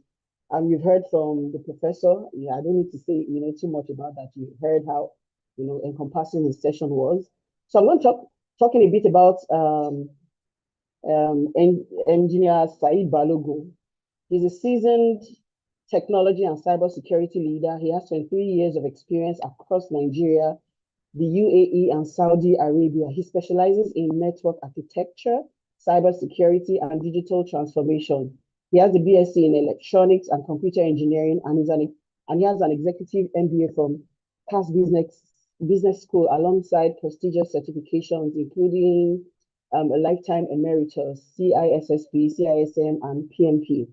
His career includes architecting the secure network connecting 36 CBN branches and 85 plus bank headquarters. He designed the Middle East's first career-grade security operations center for Dell Telecoms. Okay, and then he received the UAE Executive Vice President's Commendation for Leadership on a UAE government network program. He's currently serving as the SSA Political and Legislative in Lagos, and he's an independent technology advisor. He's a co-founder and technology strategy lead at kara.com.ng, and he's a technology writer. He is now positioning his extensive technology governance and strategic leadership experience towards advisory board and non-executive director roles with Pan-African and multinational organizations. There you have it for Engineer Saeed Balogun. Our next panelist is Mrs. Miriam Bolatiwa. She's a registered nurse, midwife, and public health nurse. As well as an entrepreneur with experience spanning healthcare, pharmaceuticals, food supply. She qualified as a registered nurse from the Ogun State School of Nursing in Ijebu-Ode in 2008, and she later earned a BSc in Nursing Science from Obafemi Awolowo University in 2014. Her entrepreneurial journey began early with ventures in clothing and other retail activities while she was an undergraduate, pretty much like what Professor just talked to us about.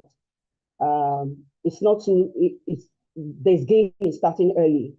So after gaining experience in primary health care, eye care, and vaccination services, she transitioned into entrepreneurship and founded Mary's Health Place, a mobile vaccination business.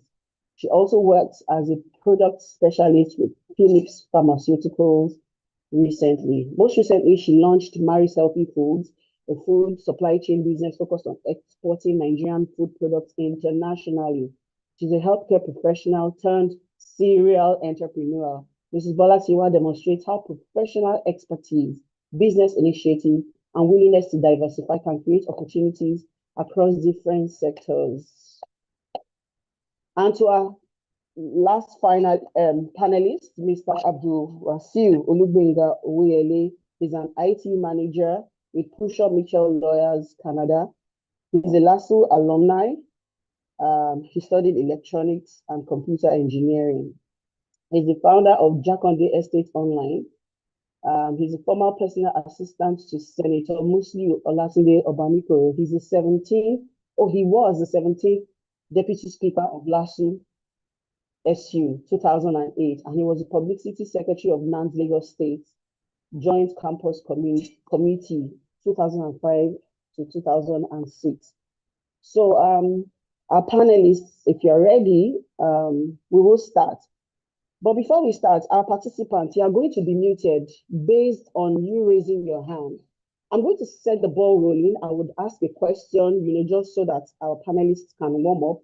And then if you have a question, you raise your hand, and then we'll ask that you are unmuted so that you can ask the panelists your questions, and we'll make this very as interactive as possible. Okay, so if our panelists are around, please let us just indicate by letting me know that we are ready and set. Good afternoon. Good afternoon. Yeah. Okay. Yes. Yeah, I can identify Mrs. Miriam. Well done, ma'am. Thank you, Mrs. Miriam. Engineer Yeah, Balogun, are you there? Yes, I'm here. Okay. And Good Mr. afternoon. Oyele. yes, Thank I'm here. you. I'm here as well. Welcome, everyone. Thank you for availing us of your very, very busy schedule and coming to interact with us. So like I said, I'm going to ask the very first question. Anybody feel free to answer the question, and yes, let's go ahead. Mr. Fina, on the other side, please help unmute our participants after our panelists have answered the first question. So, lady and gentlemen, welcome once again, and thank you, for joining us. You know how valuable your time is, so we appreciate you and coming to contribute to the wealth of knowledge. So, my first question is this: I know it's always money, money, money, money when it comes to entrepreneurship. It's always the first thing that makes people take a step back when it comes to starting a business or building a business. But the question is money really the biggest problem? I know many business owners say, oh, the biggest problem is access to capital, but is it that? Or is it just that people have poor financial management, they have weak business models? I know Professor said a lot about that, inadequate records, or even lack of investor confidence. Is money really the biggest problem? Please go ahead. Anybody can, take the floor. Thank you. Thank you very much. I think I would want to speak from personal experience. I know that, and I've experienced also that money would not be the only issue. The major issue would depend on the sector you want to play in. However, there are baselines that makes entrepreneurs stay awake at night. So for some persons, it's logistics. For some persons, it's the human capital, the ability to get people to trust. A practical example is, let me talk about the realities of diasporans who have free cash or cash that they think they could invest in opportunities. And when I talk to people, what I have seen is that they actually find it difficult to get people they can trust. So when we say human capital, we are talking about the skill, people who've got the skill that we need. We recently heard about the trend online where one of the fintech boss was saying they can't find competitive persons who can be employed in their fintech to compete with the Chinese counterparts. And for those of us who don't talk about it too much online, because we believe that when you watch the dirty nail of Nigeria on the internet space, you are only creating an opportunity for the enemies to take advantage, So we discuss it back end and we tell ourselves the reality that I cannot have had all the skills that you need and you want to pay me the way Nigerians are currently doing remuneration now. But also, when you do that business yourself too, you would want to look at those realities that exist back home that does not exist where you get that kind of remuneration.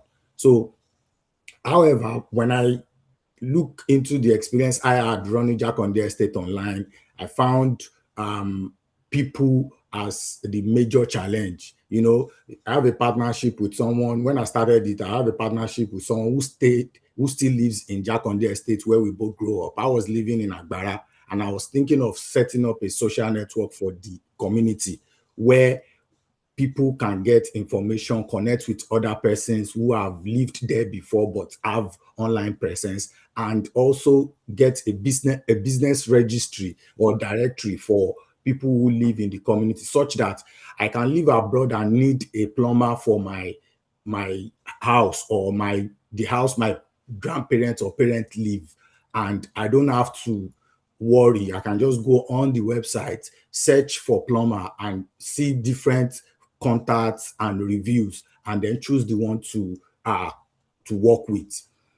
And the major challenges I got was that I, who live in Agbara, was getting better information, was coming over for meetings and getting to the meetings earlier than somebody who live in the estate itself. So bottom line is there will always be challenges that transcend money. And that is why if you give money to people like the example Prof gave, who don't even have customer base, who don't want to hear the truth, who don't want to see beyond the emotions of you are a family member, you are earning better, you are supposed to drop money. they will fail, and then somebody will come back and tell you, Oma Famorani, and eventually we'll continue in the circle of throwing money at things that would not work. The other part of challenge that I saw working with people is people sometimes place assumption on some sectors or personality. An example is when I was running the Accolades Award. Naturally, people feel, oh, this thing is very laudable, go and meet politicians. In my practical experience of running it, I realized that for me to get ₦1 million out of a politician, I have to probably go to his house or his office, do some romancing, stay very long time in their office, and at the end of the day, they want to come and take charge of the whole event and turn it to a satellite campaign ground for themselves.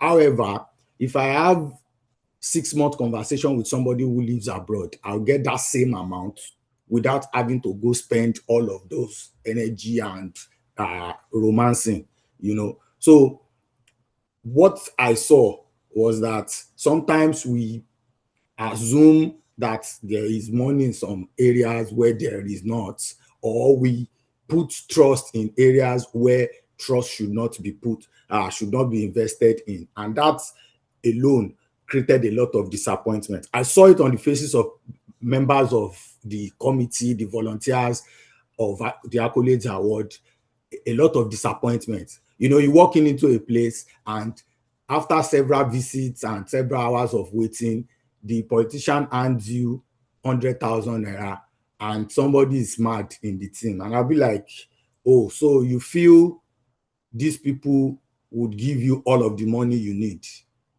This is what I tell you guys, that you are out there assuming that they can throw the money, they have all the money, but you have not asked yourself, is this true? And have you gone also to meet with them? Have you experienced how many people come to their houses to beg for money on a daily basis on things that are more important in the scale of human needs? Not to talk of you coming to say they should fund your program that you are only using to encourage those that are impacting the community positively. So, and when we look at scale of need, when I ask them questions like, okay, if you find yourself in a situation where somebody needs ₦1 million, one of them needs it to escape being kicked out of this house, and you need it to do a program like this, who would you probably give it to? Their answer will be the same answer the politician will give, but they are mad at the politician because they felt, no, they have a lot of funds to throw around. But when you go there, you now see the volume of people who are on the queue asking for resources. And then you understand that, yes, until you are on the ground or until you are practicing all of the things you assume, you're fact-checking your assumption, you cannot completely say that this is exactly how things like. And I think Prof has done a lot of work already on that. Thank you. Thank you very much, Comrade, for that insight into our first question. One is not the biggest problem. There are a lot of other problems interwoven into what we see today. Engineer Balogun and Mrs. Olatiwa, if you would like to add, please go ahead. Our panel participants, please get ready with your questions. Thank you very much. Engineer, please go ahead. Yes, thank you. Well, what I want to say is money is important, but money is not a barrier to business. That's the way I would like to put it. And the simple reason is, and I mean, maybe borrowing from Prof. I mean, in the business world, there are different levels of business rules. I'll put it that way. So, for example, I want to start selling Toyota cars. I don't have to I don't even have to own a Toyota showroom to sell Toyota cars, just for example, or BMW cars. Or which other luxury vehicles do we have? Porsche. I don't have to own the showroom. What I need to develop is the communication skills. the communication skills that requires me to visit the owner of the showroom and offer my services pro bono, like Prof mentioned. I want to learn how to sell the car, even in the first instance. What are the features? What attracts people to buy the car? So I want to acquire the knowledge. And I'm offering myself that I want to be your agent. I don't want salary. I only want commission when I make a sale. Come on, tell me, who is that business owner that will not give you an opportunity? So you have the opportunity to represent any product, any company, any service in the world, because you're starting from a point of no commitment from the owner of the service or from the owner of the goods or services. And then your own responsibility is now you want them to educate you. So if you try 3 or 5 companies, you probably get at least 3 out of those 5 or 2 out of those 5 that would give you enough education that can allow you represent them. And that in itself is a job. That in itself is a business opportunity. And then the next stage is, so how do you identify the potential people who need these goods or services? So you can build that business. You can build the representative business just by starting off as an agent. And when those people see your outcomes, they see your efforts, they can even open more doors to you. So that's the, so I have never been of the school of opinion that money is a problem to business. Money is essential to business. However, it is just one of the needs that a business would require. And there are a lot of other skills that you can acquire that can allow you circumnavigate the challenges of money. But I think why we usually come back to money is that I can just say money is the biggest excuses, or the biggest of the excuses that those who want to start a business will give. So maybe that's why it always appears that it is the most popular. So if an election is done, money as a problem will probably win the election.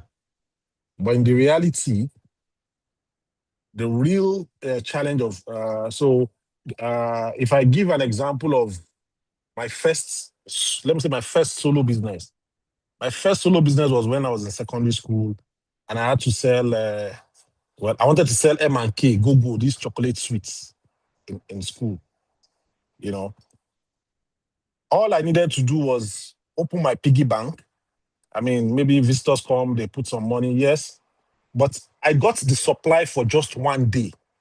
What is enough to supply the class for just one day that I was going to sell to? And then it is after I've finished that sale that I'll go to the market and restock. So, but today you have a lot of young people who want to start business, want to fill up the store. So, and that is where we now start saying, oh, money is a problem. Or you want to start a business and you want to have a physical address from day one. Of course, money will be required to get that physical address. But if you want to rely on the fact that, yes, you can move around, you can talk to people, or wherever you find yourself. For example, if I had time and I visited the convocation that LASU did recently, I'm sure I'll make sales, even if it means hawking the goods, because I just need to look for those who need the product. And if I can find a supplier who can loan me his product, because I've been working for him as an agent, then it means I can actually present myself in a market. So all I'm just trying to say in essence is money is important, but there are a lot of skills that can allow you circumnavigate the challenge of money. Thank you. Thank you very much, Engineer Balogun. Mr. Fina, why are you raising your hand? You are not one of my panelists. What do you have to say? Because I want to move to the next panelist. Mr. Fina, unmute yourself and let me know where you Sorry, it was raising error. It was raising error. Put down the hand now. Put down your hand. Okay, Mrs. Bolatiwa, you have the floor. I see you raised your hand. Please go ahead. Thank you. Okay. Good afternoon. Thanks for those beautiful submissions. Yes, without taking much of our time, I will just drop few points. Personally, I think as individuals, we are brands, and I usually tell people that it's good if you do a self-assessment of who you are. So, for example, if you have a business idea and you need money, you should ask yourself, how many of my friends can give me loan? How many of my family members can let out their money to come out to me? So, to be honest, if we ask these honest questions, we will see that for many people, they will streamline it to nothing or a very few number because they don't have financial integrity. And this personal branding I'm talking about does not start the day you need to start a business. It starts from when you were young. People already made impressions about you, your primary school colleagues, your secondary school, your university colleagues. They already have a perception of who you are, even if they don't communicate it, especially regarding money. So it's actually good, at least for the younger generation, to let them know that they need to build a personal brand that has integrity. When people hear your name, what comes to mind? So this alone will determine if you will get the financial support that you need to kickstart a business. And another thing is that a lot of people want to start big. You have seen Vicky James and you want to start like Vicky James. I remember there was a time someone approached me and said she wanted to start a fashion house. And the picture she had in her head was Liz Anjorin. And this person went to take a loan, rented a very big shop, you know, made it beautiful and all of that. But before then, I told her that why not start from the corner of your house, build your customer base and all of that. But she felt, no, that's not how Liz Anjorin is doing her own business. That you have to have a place, you have to be visible, blah, blah, blah. Unfortunately, she was not able to renew the rent of that store. And most times, this is how a lot of people think.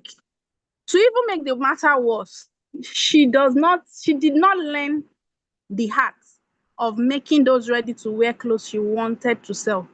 She was only relying on what do they call them now? I think stylists. And most of the time, some of them will call in sick, some will say their grandmother just got pregnant, and all sort of funny excuses. So the business could not thrive.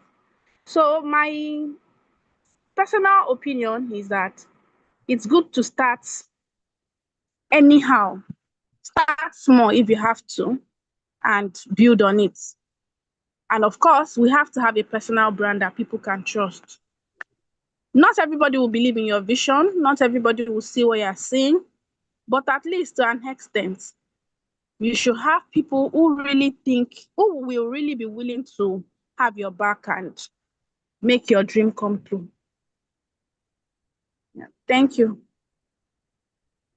Okay, thank you very much, Mrs. Bolatiwa. Please stay on the line because my next question, you're going to be the first panelist that will be answering it. And this is because while we're reading your citation, I read that you have a business called Mary's Health Place, if I got that correctly. That's a mobile vaccination business. And then you just recently launched Mary's Healthy Food, which is like an online supplying business. So I'm not quite sure if these are two different industries of product categories and how they work. Okay. And right now I'm trying to imagine your muscle. You know, when they say show your muscle, how you do your hand. So I'm trying to imagine the kind of muscle you have. You need to juggle these two things and then succeed. And then I know that there are people on this seminar or in this seminar today that are wondering that, okay, people make sales and then they die. So from your own perspective, registering these two businesses, running these two businesses, why do you think that businesses die? even when they're making sales. You have used an example of someone who just wanted to venture because someone else was doing it. There was no plan, there was no model, nothing. Okay, so now let's move to the direction of people that are making sales and yet they eventually die. What do you think the problem could be? And please feel free to use your experience again further in answering the question. Thank you. Okay. Mary's Health Place is a mobile vaccination outfit. Mary's Healthy Food is a totally different brand. Mary's Healthy Food is a food chain supply brand. I'm a nurse by profession, and I would like to quickly tell you what brought about Mary's Health Place. During my service year, I served at a primary healthcare center in Lagos, and I noticed that young moms would come very early to vaccinate their children on immunization days, and you will see mothers dressed up for work, and they will practically be begging the nurses, you have to come early, because if you don't come early, you may not even be able to get a number. And the fact that you came early does not mean you will leave on time to meet up with your work. So they practically will be begging the matrons that they should please attend to my daughter so that I can go to work. And you will see that they are genuinely going to work because they are dressed up for work already. But most times the nurses would say no, that we are not going to start until 8:30. And sometimes they won't even start until 9. And that will make them go late to work. So most times I get to pity some of them, and I'll have to go and beg my senior colleagues that please, can we take this person to another office and vaccinate her child so that she can go to work. Then one day I thought to myself that the people in this group who are always begging nurses to attend to them early are working class. Obviously, it's something that is making them want to leave on time, which is their work. Then I thought to myself, for this set of people, they will be willing to get this service at the comfort of their homes, and they will be willing to pay for it. Because when you bring your child to the health center for immunization, it is free. So I just had a short survey, and I found out that people will actually be willing to pay instead of having to come and spend the whole day at the health center. So that was what bettered Mary's Health Place. And what we do at Mary's Health Place is you book your child's immunization, you book the dates, the time, we work till night. Even if you want your child to be immunized at 8 p.m., you will get it. So, and the difference is at this time, it is paid because it is not the free vaccine that government is providing at the health center that we are using. So you pay for the vaccines, you pay for the logistics because we are coming to your own comfort zone. So that was what bettered Mary's Health Place. Then to the question that says, why will some people not make sales and some will make sales and their business will eventually die? I think it's about the vision. When you set out to have a business, you need to be clear about what set of people do you want to service.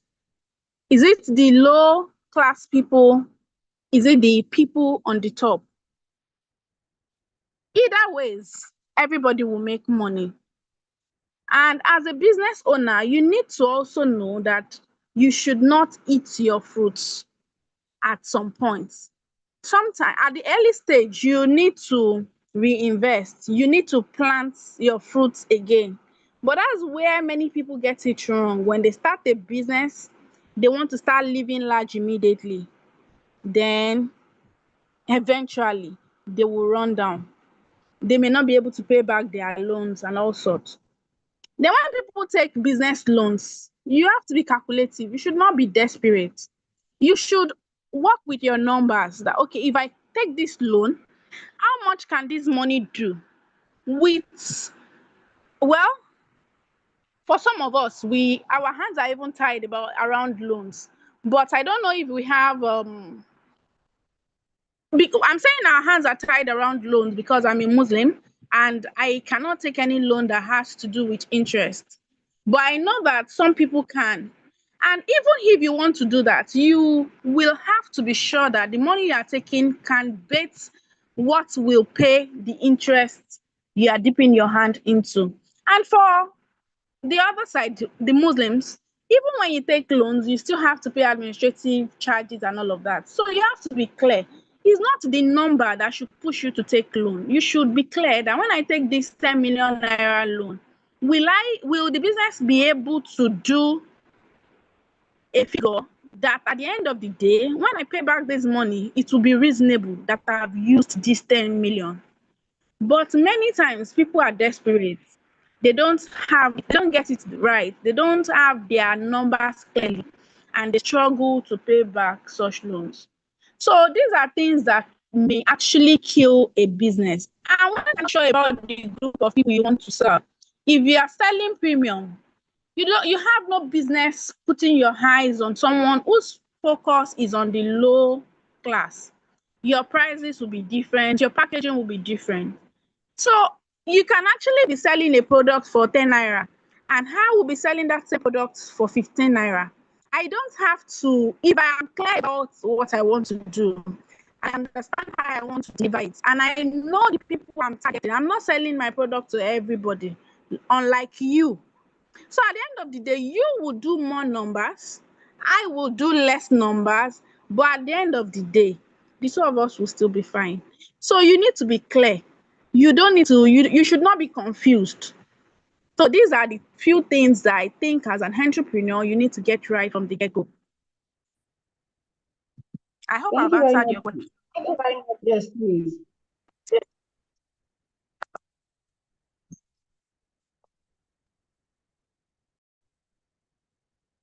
That was insightful. And I'm not even an entrepreneur. I used to tell people that if you give me money to start a business, I don't have the mind of an entrepreneur. However, what I could get from what she said is that one, opportunity identification.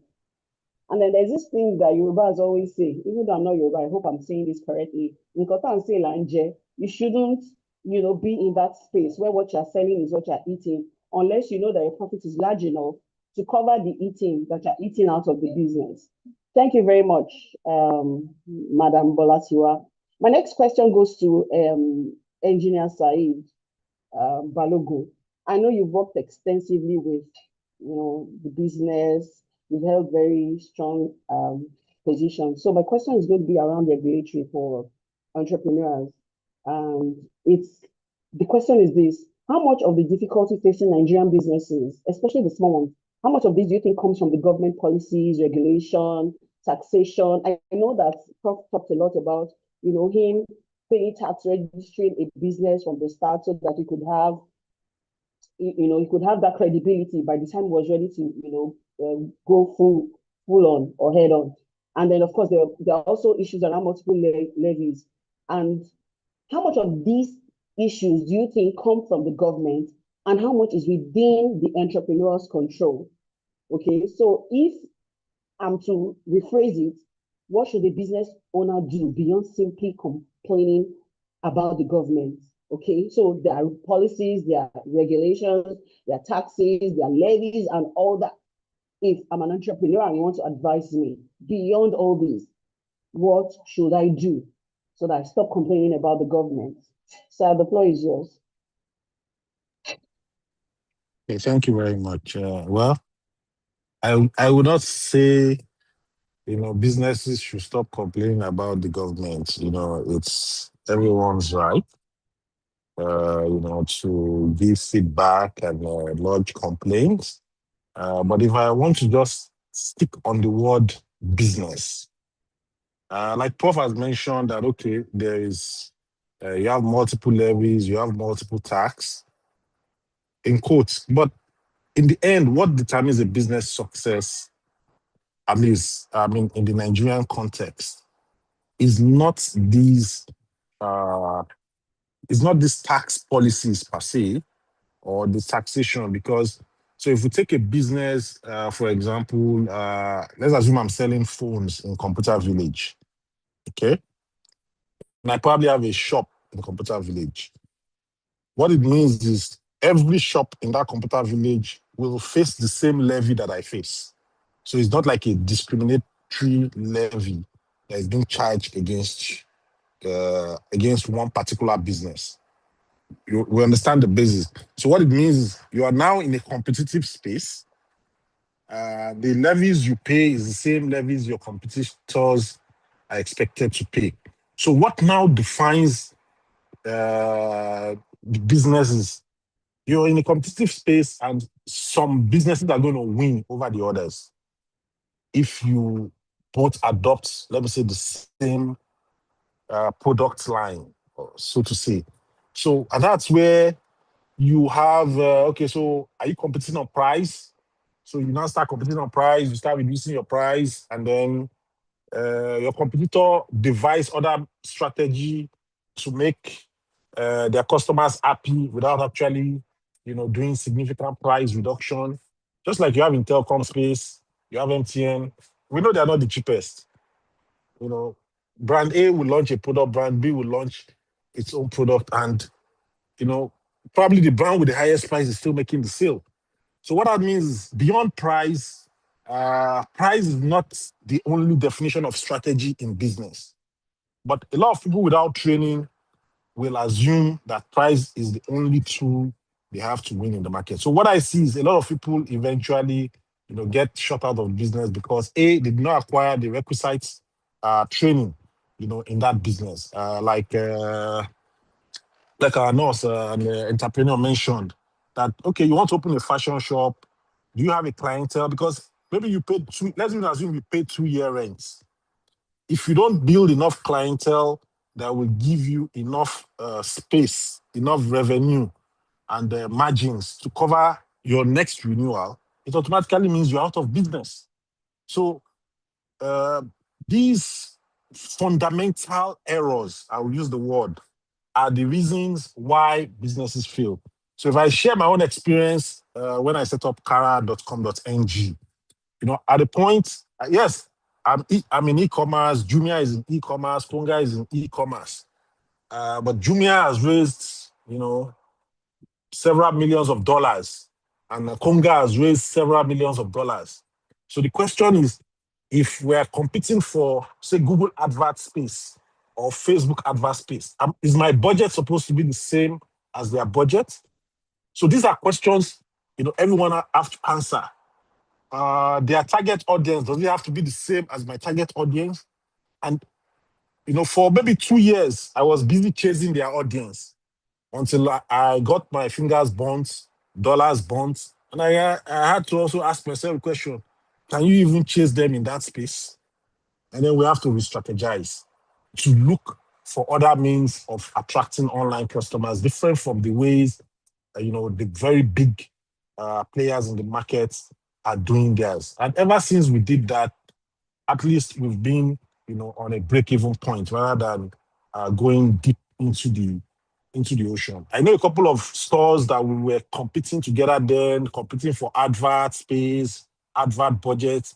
And what Google will do is if they know Mr. A is bidding, say, 0.5 cents for a particular position, they will tell Mr. B that, look, your competitor is bidding 5 cents, you are bidding 3 cents.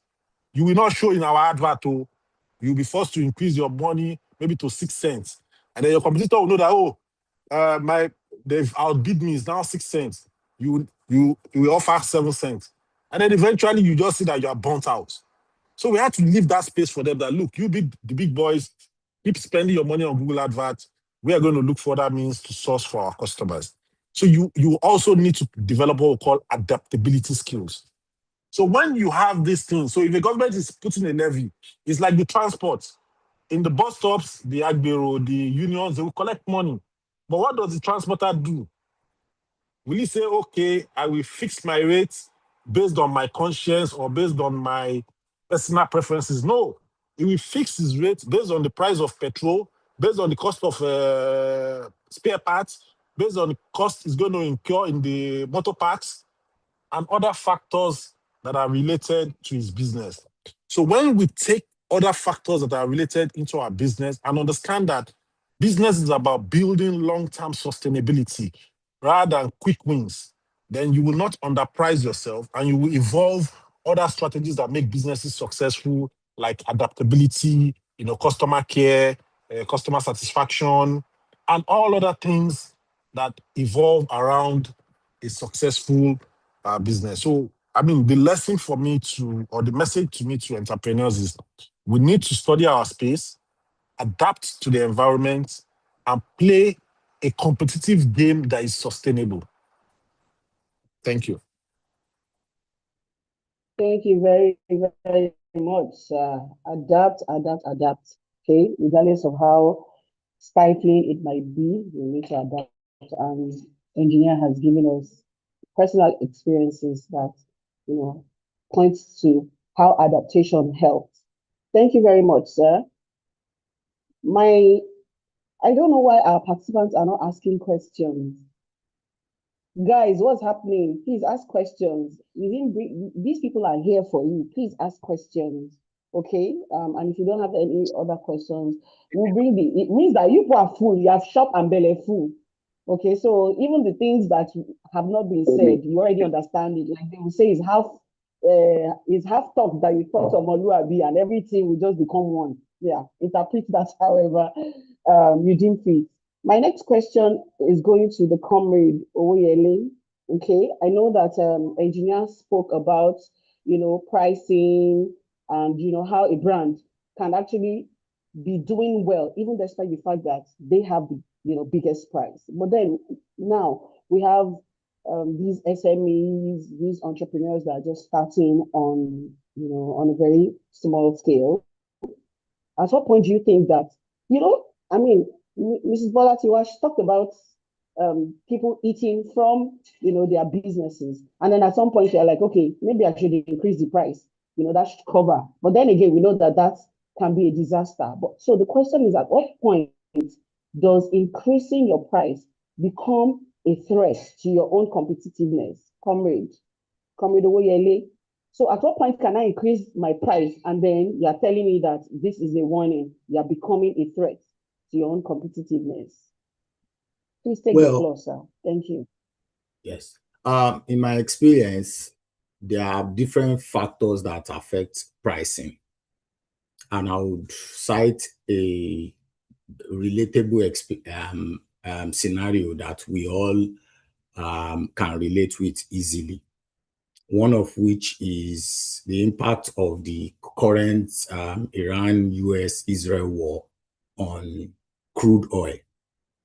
Sometimes events like that, or most times events like that, affect logistics. It affects even perception of price. And that is why, let's bring it back home. An average Nigerian who is a conductor understand that Lagos have flood issue and knows too well that if it's raining, there's going to be a lot of traffic. Therefore, even when the conductor does not have any education in business or economics, they understand that there are people who saw the gathering cloud and know the potential impact of that, and they are ready to escape whatever traffic that could happen in a couple of minutes or hours, which led to the boom that we have for Okada before it was banned on our highway. So in situations where factors that surround your business changes, it is natural that you change your price as well. So while I was with Mocha Phone, when the exchange rate changes, it impacts one of our raw material that we use. And therefore, the commercial director and his team have to sit down and look at what they can do to ensure that the company remains competitive. Because the bottom line for investors or for the company itself is that we make profit from the entire chain of value that we are providing. So, but when you know for sure that there are factors that are glaring, then reviewing your price would be the right thing to do. However, there are persons who increase their price because they see other businesses doing it, and they want to feel like we are not inferior. So it is important for us to send the signal out there by increasing our price too. If you know the history of per second billing in Nigeria in the telecom industry, you would understand how competitors can respond to that kind of move. And that's why you have to understand who you are competing, you are up against. One of the things we learned from the history of personal computer is that IBM was the lord of business machine. And when Apple was about to launch, it was reported that Steve Jobs would go to their head office, stand in front of their brand logo outside the head office, and put up a middle finger, encouraging his team to say that we are up against these guys. We are not fighting the likes of Dell and others. And that is him setting an audacious goal. And while they were building that, they did not eventually even build a business machine. They built a personal computer. So in the understanding of business, if you have opportunities to get consultants like Prof, they would naturally take you through factors that you can consider before you increase your price. And while that is going on, part of the strategy that is being adopted is that you must also understand when to put out promos, when to do sales, because when you increase your price, there will be impacts, and those impacts will naturally create backlogs, and you must also be strategic on how to ensure that you don't have too much of it. And that's why when the stock gets to a level, it is just common sense for you to say, if the numbers shows that you have made the kind of projected profit that you expected for a quarter or for the year, then you have the room to walk with your chest out that you are doing sales or you are doing promo. And that's why when you go to some businesses, you find out that they have a particular period. If you study them, they have a particular period of the year that they talk about promo, they talk about sales, because at that point, what matters to them is they have studied the entire sales history, and they know that usually at this point is either that people have enough funds to buy, and giving an opportunity for them to buy more than one will make you get more sales. An example is in the world of mattress. We know that people move to their own house or change where they live towards the end of the year, and that is why there are some fast-moving consumer goods that even if everyone is falling, they will do promo during that period. They know you would not understand that until you find yourself in the private sector and you know that this is also the period where some companies get paid 13th month. It's also the period where some get to go for their vacation and they get paid leave allowance. It's also the period where people do annual review and get opportunity for promotion, which means that their salary will be increased, and that created some bubble of purchasing power. And if you go get those numbers, very experts have how they look at all of that, and then they use it to forecast when it's right to increase price based on the purchasing power. So the major issues are: one, your bottom line, costs of delivering that service or product. And the other side is realities of the market, the forces of demand and supply. When you balance both sides, you'll be able to understand price increase. And don't be don't think that you cannot make mistake. I have seen director of the commercial director of several companies that have worked made mistake with price increase, advances to distributors and suppliers, and it affected the bottom line eventually. We know companies like BlackBerry were the king in the mobile industry. Today, most people don't know that they are back in business by driving the application that controls electric cars and smart cars today. That dashboard you see on the new model, new generation vehicles today, that seem like there's a tablet in it and you could use different features inside of your car today, is driven majorly by BlackBerry. So they might have made mistake in the past by not bringing WhatsApp to BlackBerry, or by not using two SIM, or by not selling something that is competitive with Techno in those days, you know, or matching the battle with Nokia. But they left and they came back because they learned their lessons and they are able to pick themselves up. When I was doing my research, I found out that Dangote at some point was doing trading of cement bags. Today, we know what he is doing.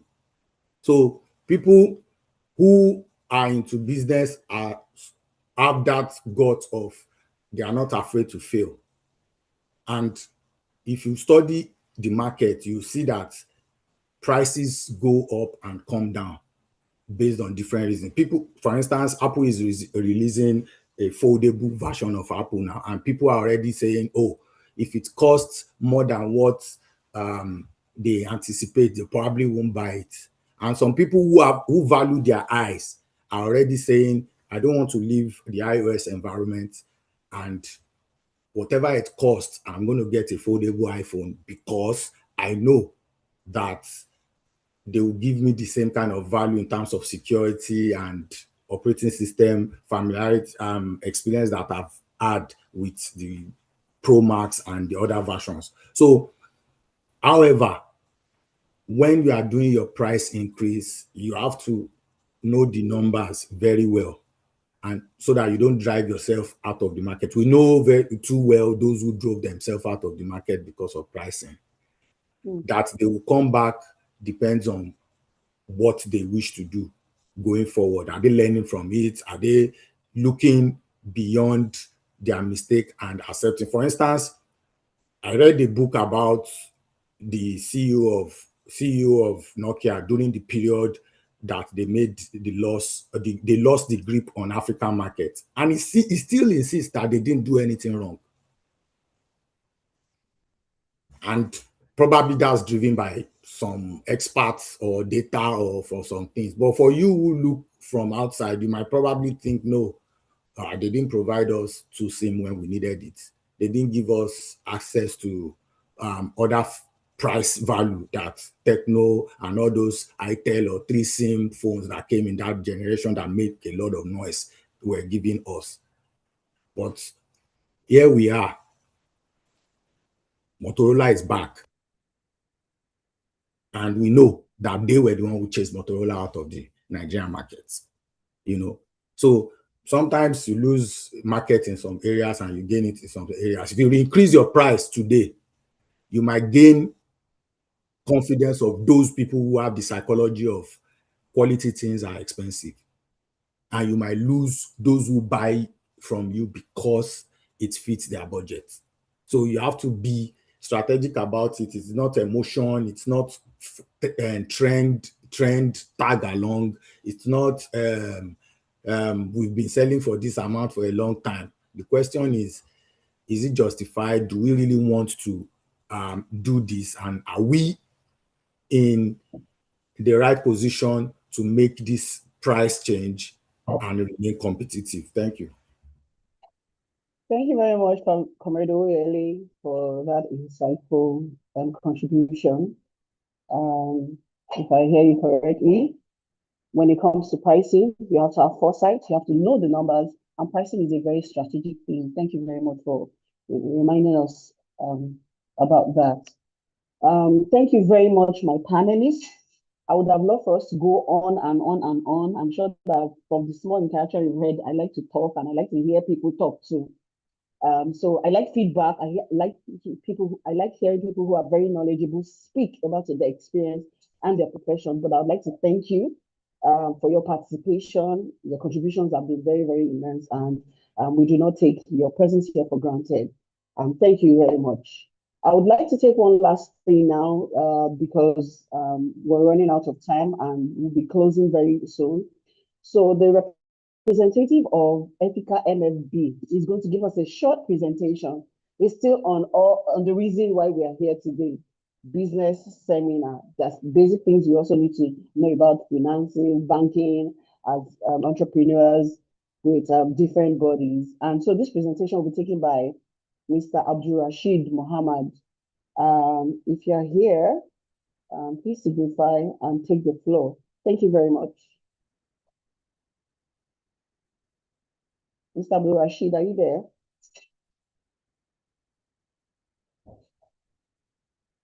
Yes, I'm here. Hi, good afternoon. Good Can you hear me? afternoon. Welcome.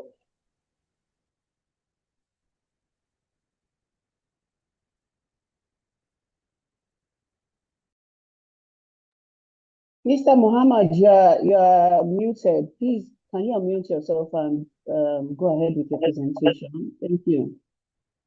Okay, yes, I'm here. I don't know if you can hear me now. Yes, we can. Please go ahead. All right, thank you so much. My name is Muhammad. I work with Ethica at the Marketing Communications Department.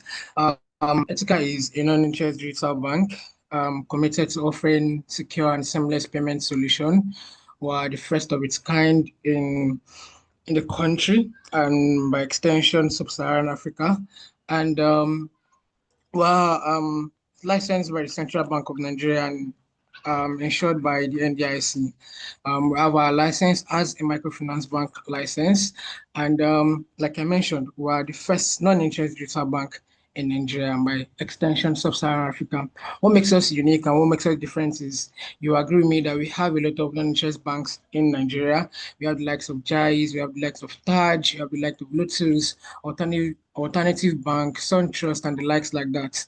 But none of this bank is fully non-interest. None of this bank is fully digital, rather. They are all digital, they are all non-interest banks. None of them is fully non-interest, and none of them is fully digital. And that's the space that Ethica came to play.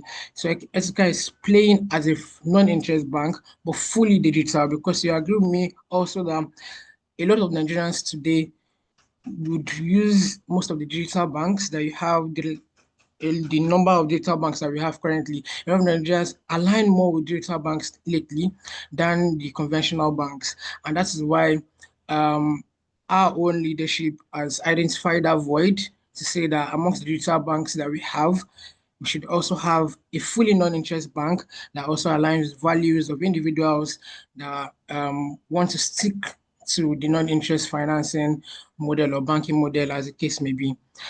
So as part of our own benefit and offers to customers, one, we do free transfers to all our customers. So the moment you onboard on our app, you get free transfers, 20 free transfers. It also comes with discounts on bill payments and other utility bills too as well. For airtime and data, you get 5% discount on every airtime and data purchase on our app, which is completely different from or much more higher than any of our competitors in the industry today. And you get competitive returns on savings and investments on our app. Amongst our products, we also have the likes of our savings accounts. We have corporate accounts. That's for people that have either a business or an organization, as the case may be. Amongst we also have our what's it called? We have our investment account as well, just like I mentioned earlier.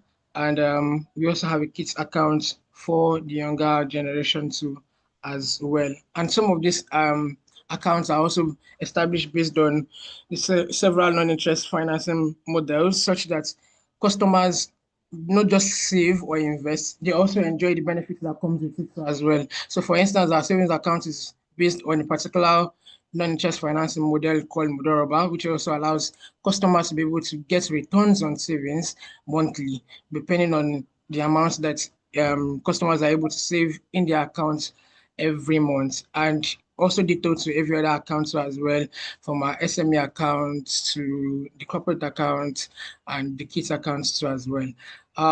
So for anyone that wants to come on board or download the app or open an account with us, all you just need to do is the same way you do for every other digital bank that you have currently in the country. You go on either Play Store or App Store and download the app. And the moment you download the app, easy peasy, you just follow through the process and you're able to open an account with us. So basically, I think that is all I have, except if you have any questions, then I can take them.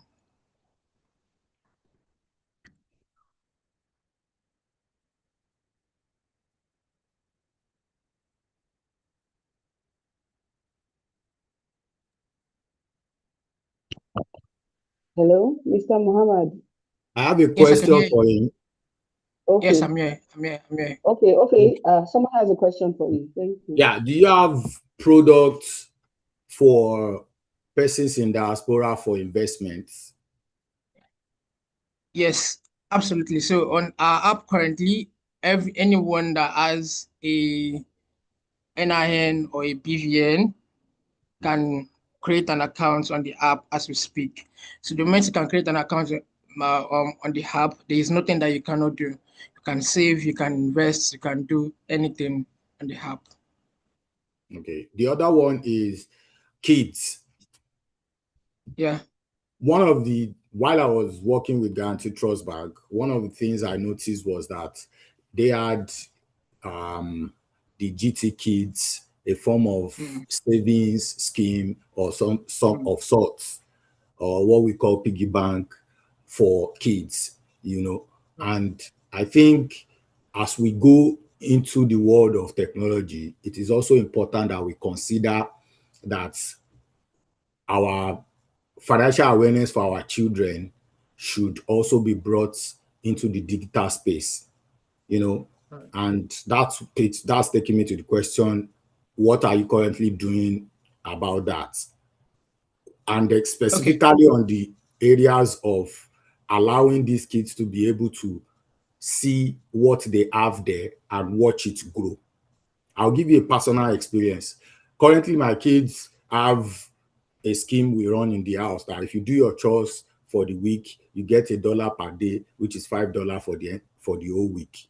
Now, when they get this money, it is cash. Come and adopt me. Come and adopt me. I know how to do chores. Come and adopt.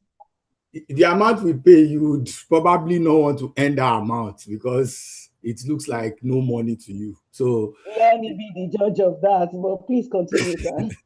Well, anyway, we can't afford to pay a grown-up.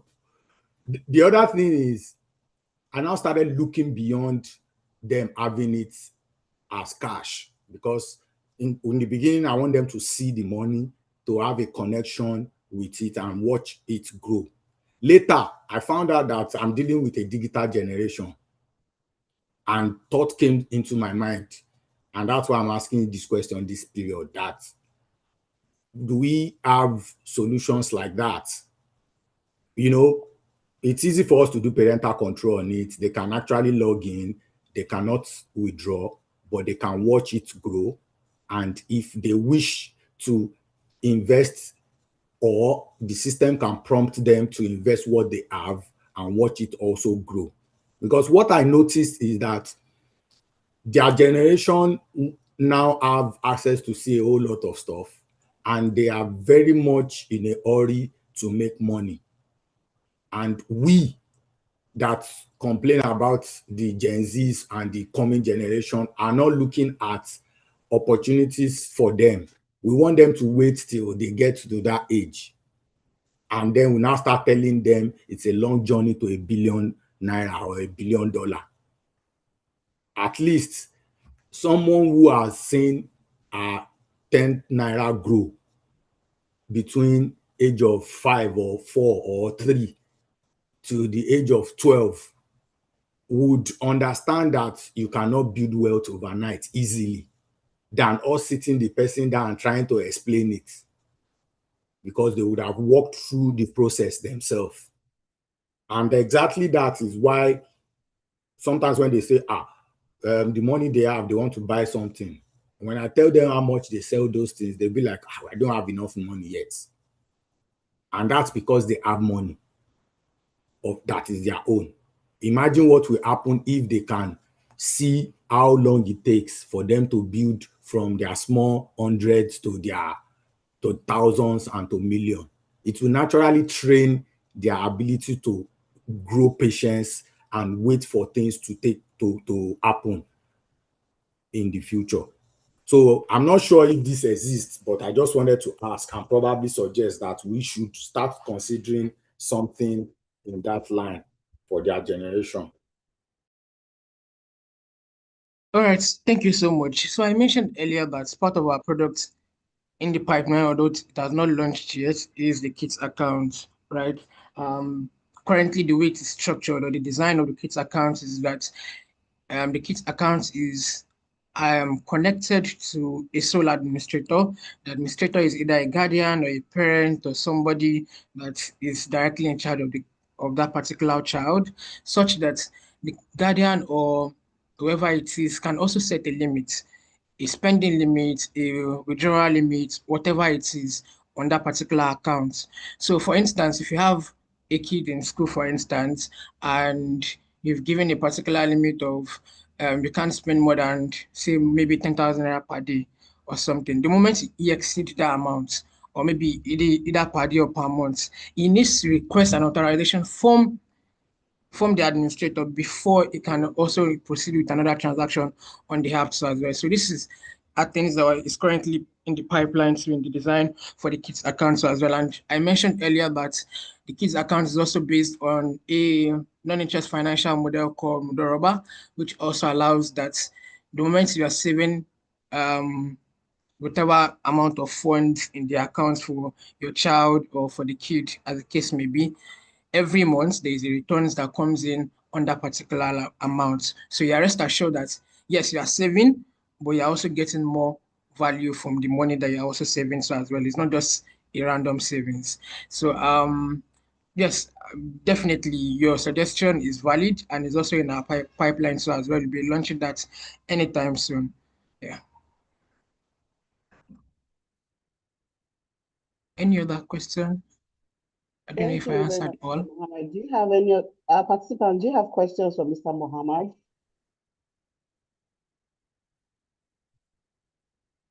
Any question? Okay, thank you very much, Mr. Mohammed, for your presentation. I'm sure that if you have further questions, please drop your contacts with the organizers of the show in case people would need to reach out to you for further questions or information. Thank you very much. We'll be taking the goodwill message now, Mr. Nathaniel Adenugba. Please, it's time for your goodwill message. What do you have for us, Mr. Adenugba? The floor is yours.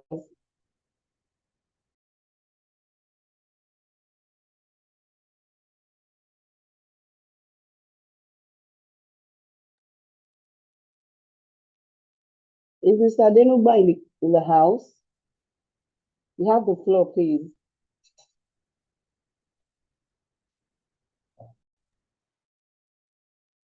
Nathaniel, you're muted. Kindly unmute yourself.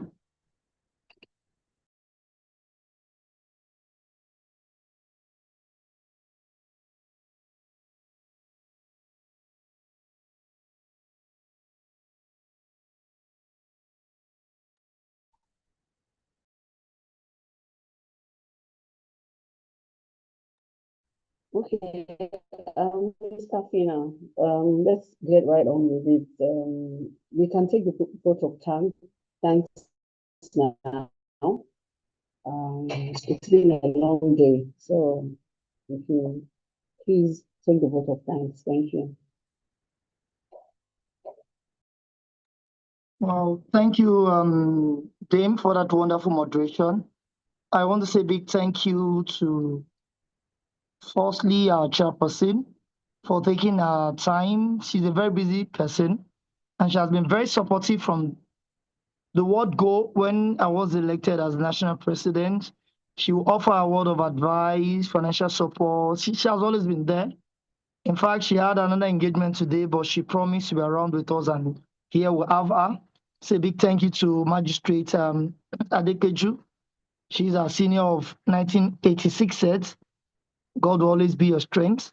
And from there, I move straight to our guest speaker, my own dear brother too, who had to, he was in the country, he came around on Monday, he left on Thursday. So this presentation we are having was actually done while he was on his, while he was trying to catch his flight back to Qatar.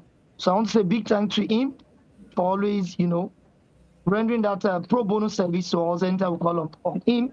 And also, I would like to thank all the panelists that has taken their time to, be available to share from the word of experience. I thank Engineer Said Balogun. He's a very busy person, but each time I call on him, he has always been there. My big thanks to Engineer Wasiu, because I'm very sure he's a busy person too. And my dear own sister too, Mrs. Moriam Bolatiwa. She has been wonderful. And to all the participants, I want to say a big thank you for coming around and being part of this great event. It's a lovely thing to have you all around. Like we have on the chat box, kindly fill the attendance so that we can issue a certificate correctly. I was told that we have 1 or 2 people that attended the last program that are yet to get a certificate. You can't, chat with that same number we have on the chat box. Send a message to that number and I would get your certificate. For those who are interested, we asked to pay a token of just 5K to get the certificate. I want to say a big thank you for creating time for being part of this program. Like they always say, that your network is your net worth. For those who have come to assist us today to deliver, to share their word of experience, if we are to pay them, we cannot do that. But we say God Almighty would, increase you in wealth, knowledge, understanding, and grant you sound health so that I can enjoy the fruit of your labor. Once again, I say thank you for taking time to be part of this program. Thank you, sir, for the vote of thanks. Our closing remark will be taken by our chairperson, Honorable Chief Magistrate Adepeju Odusoya. Ma'am, let's have your closing remarks. Our very own chair person. Thank you, Dame Damilola Salami. Honestly, I told Mr. Afina earlier on that I should be out of Lagos for a function, but I found myself staying true because you don't miss an opportunity to learn. It has been an insightful episode, and I'm glad I'm part of this. I missed the first one, but I'm promising myself that subsequent ones I will. It was worth every minute.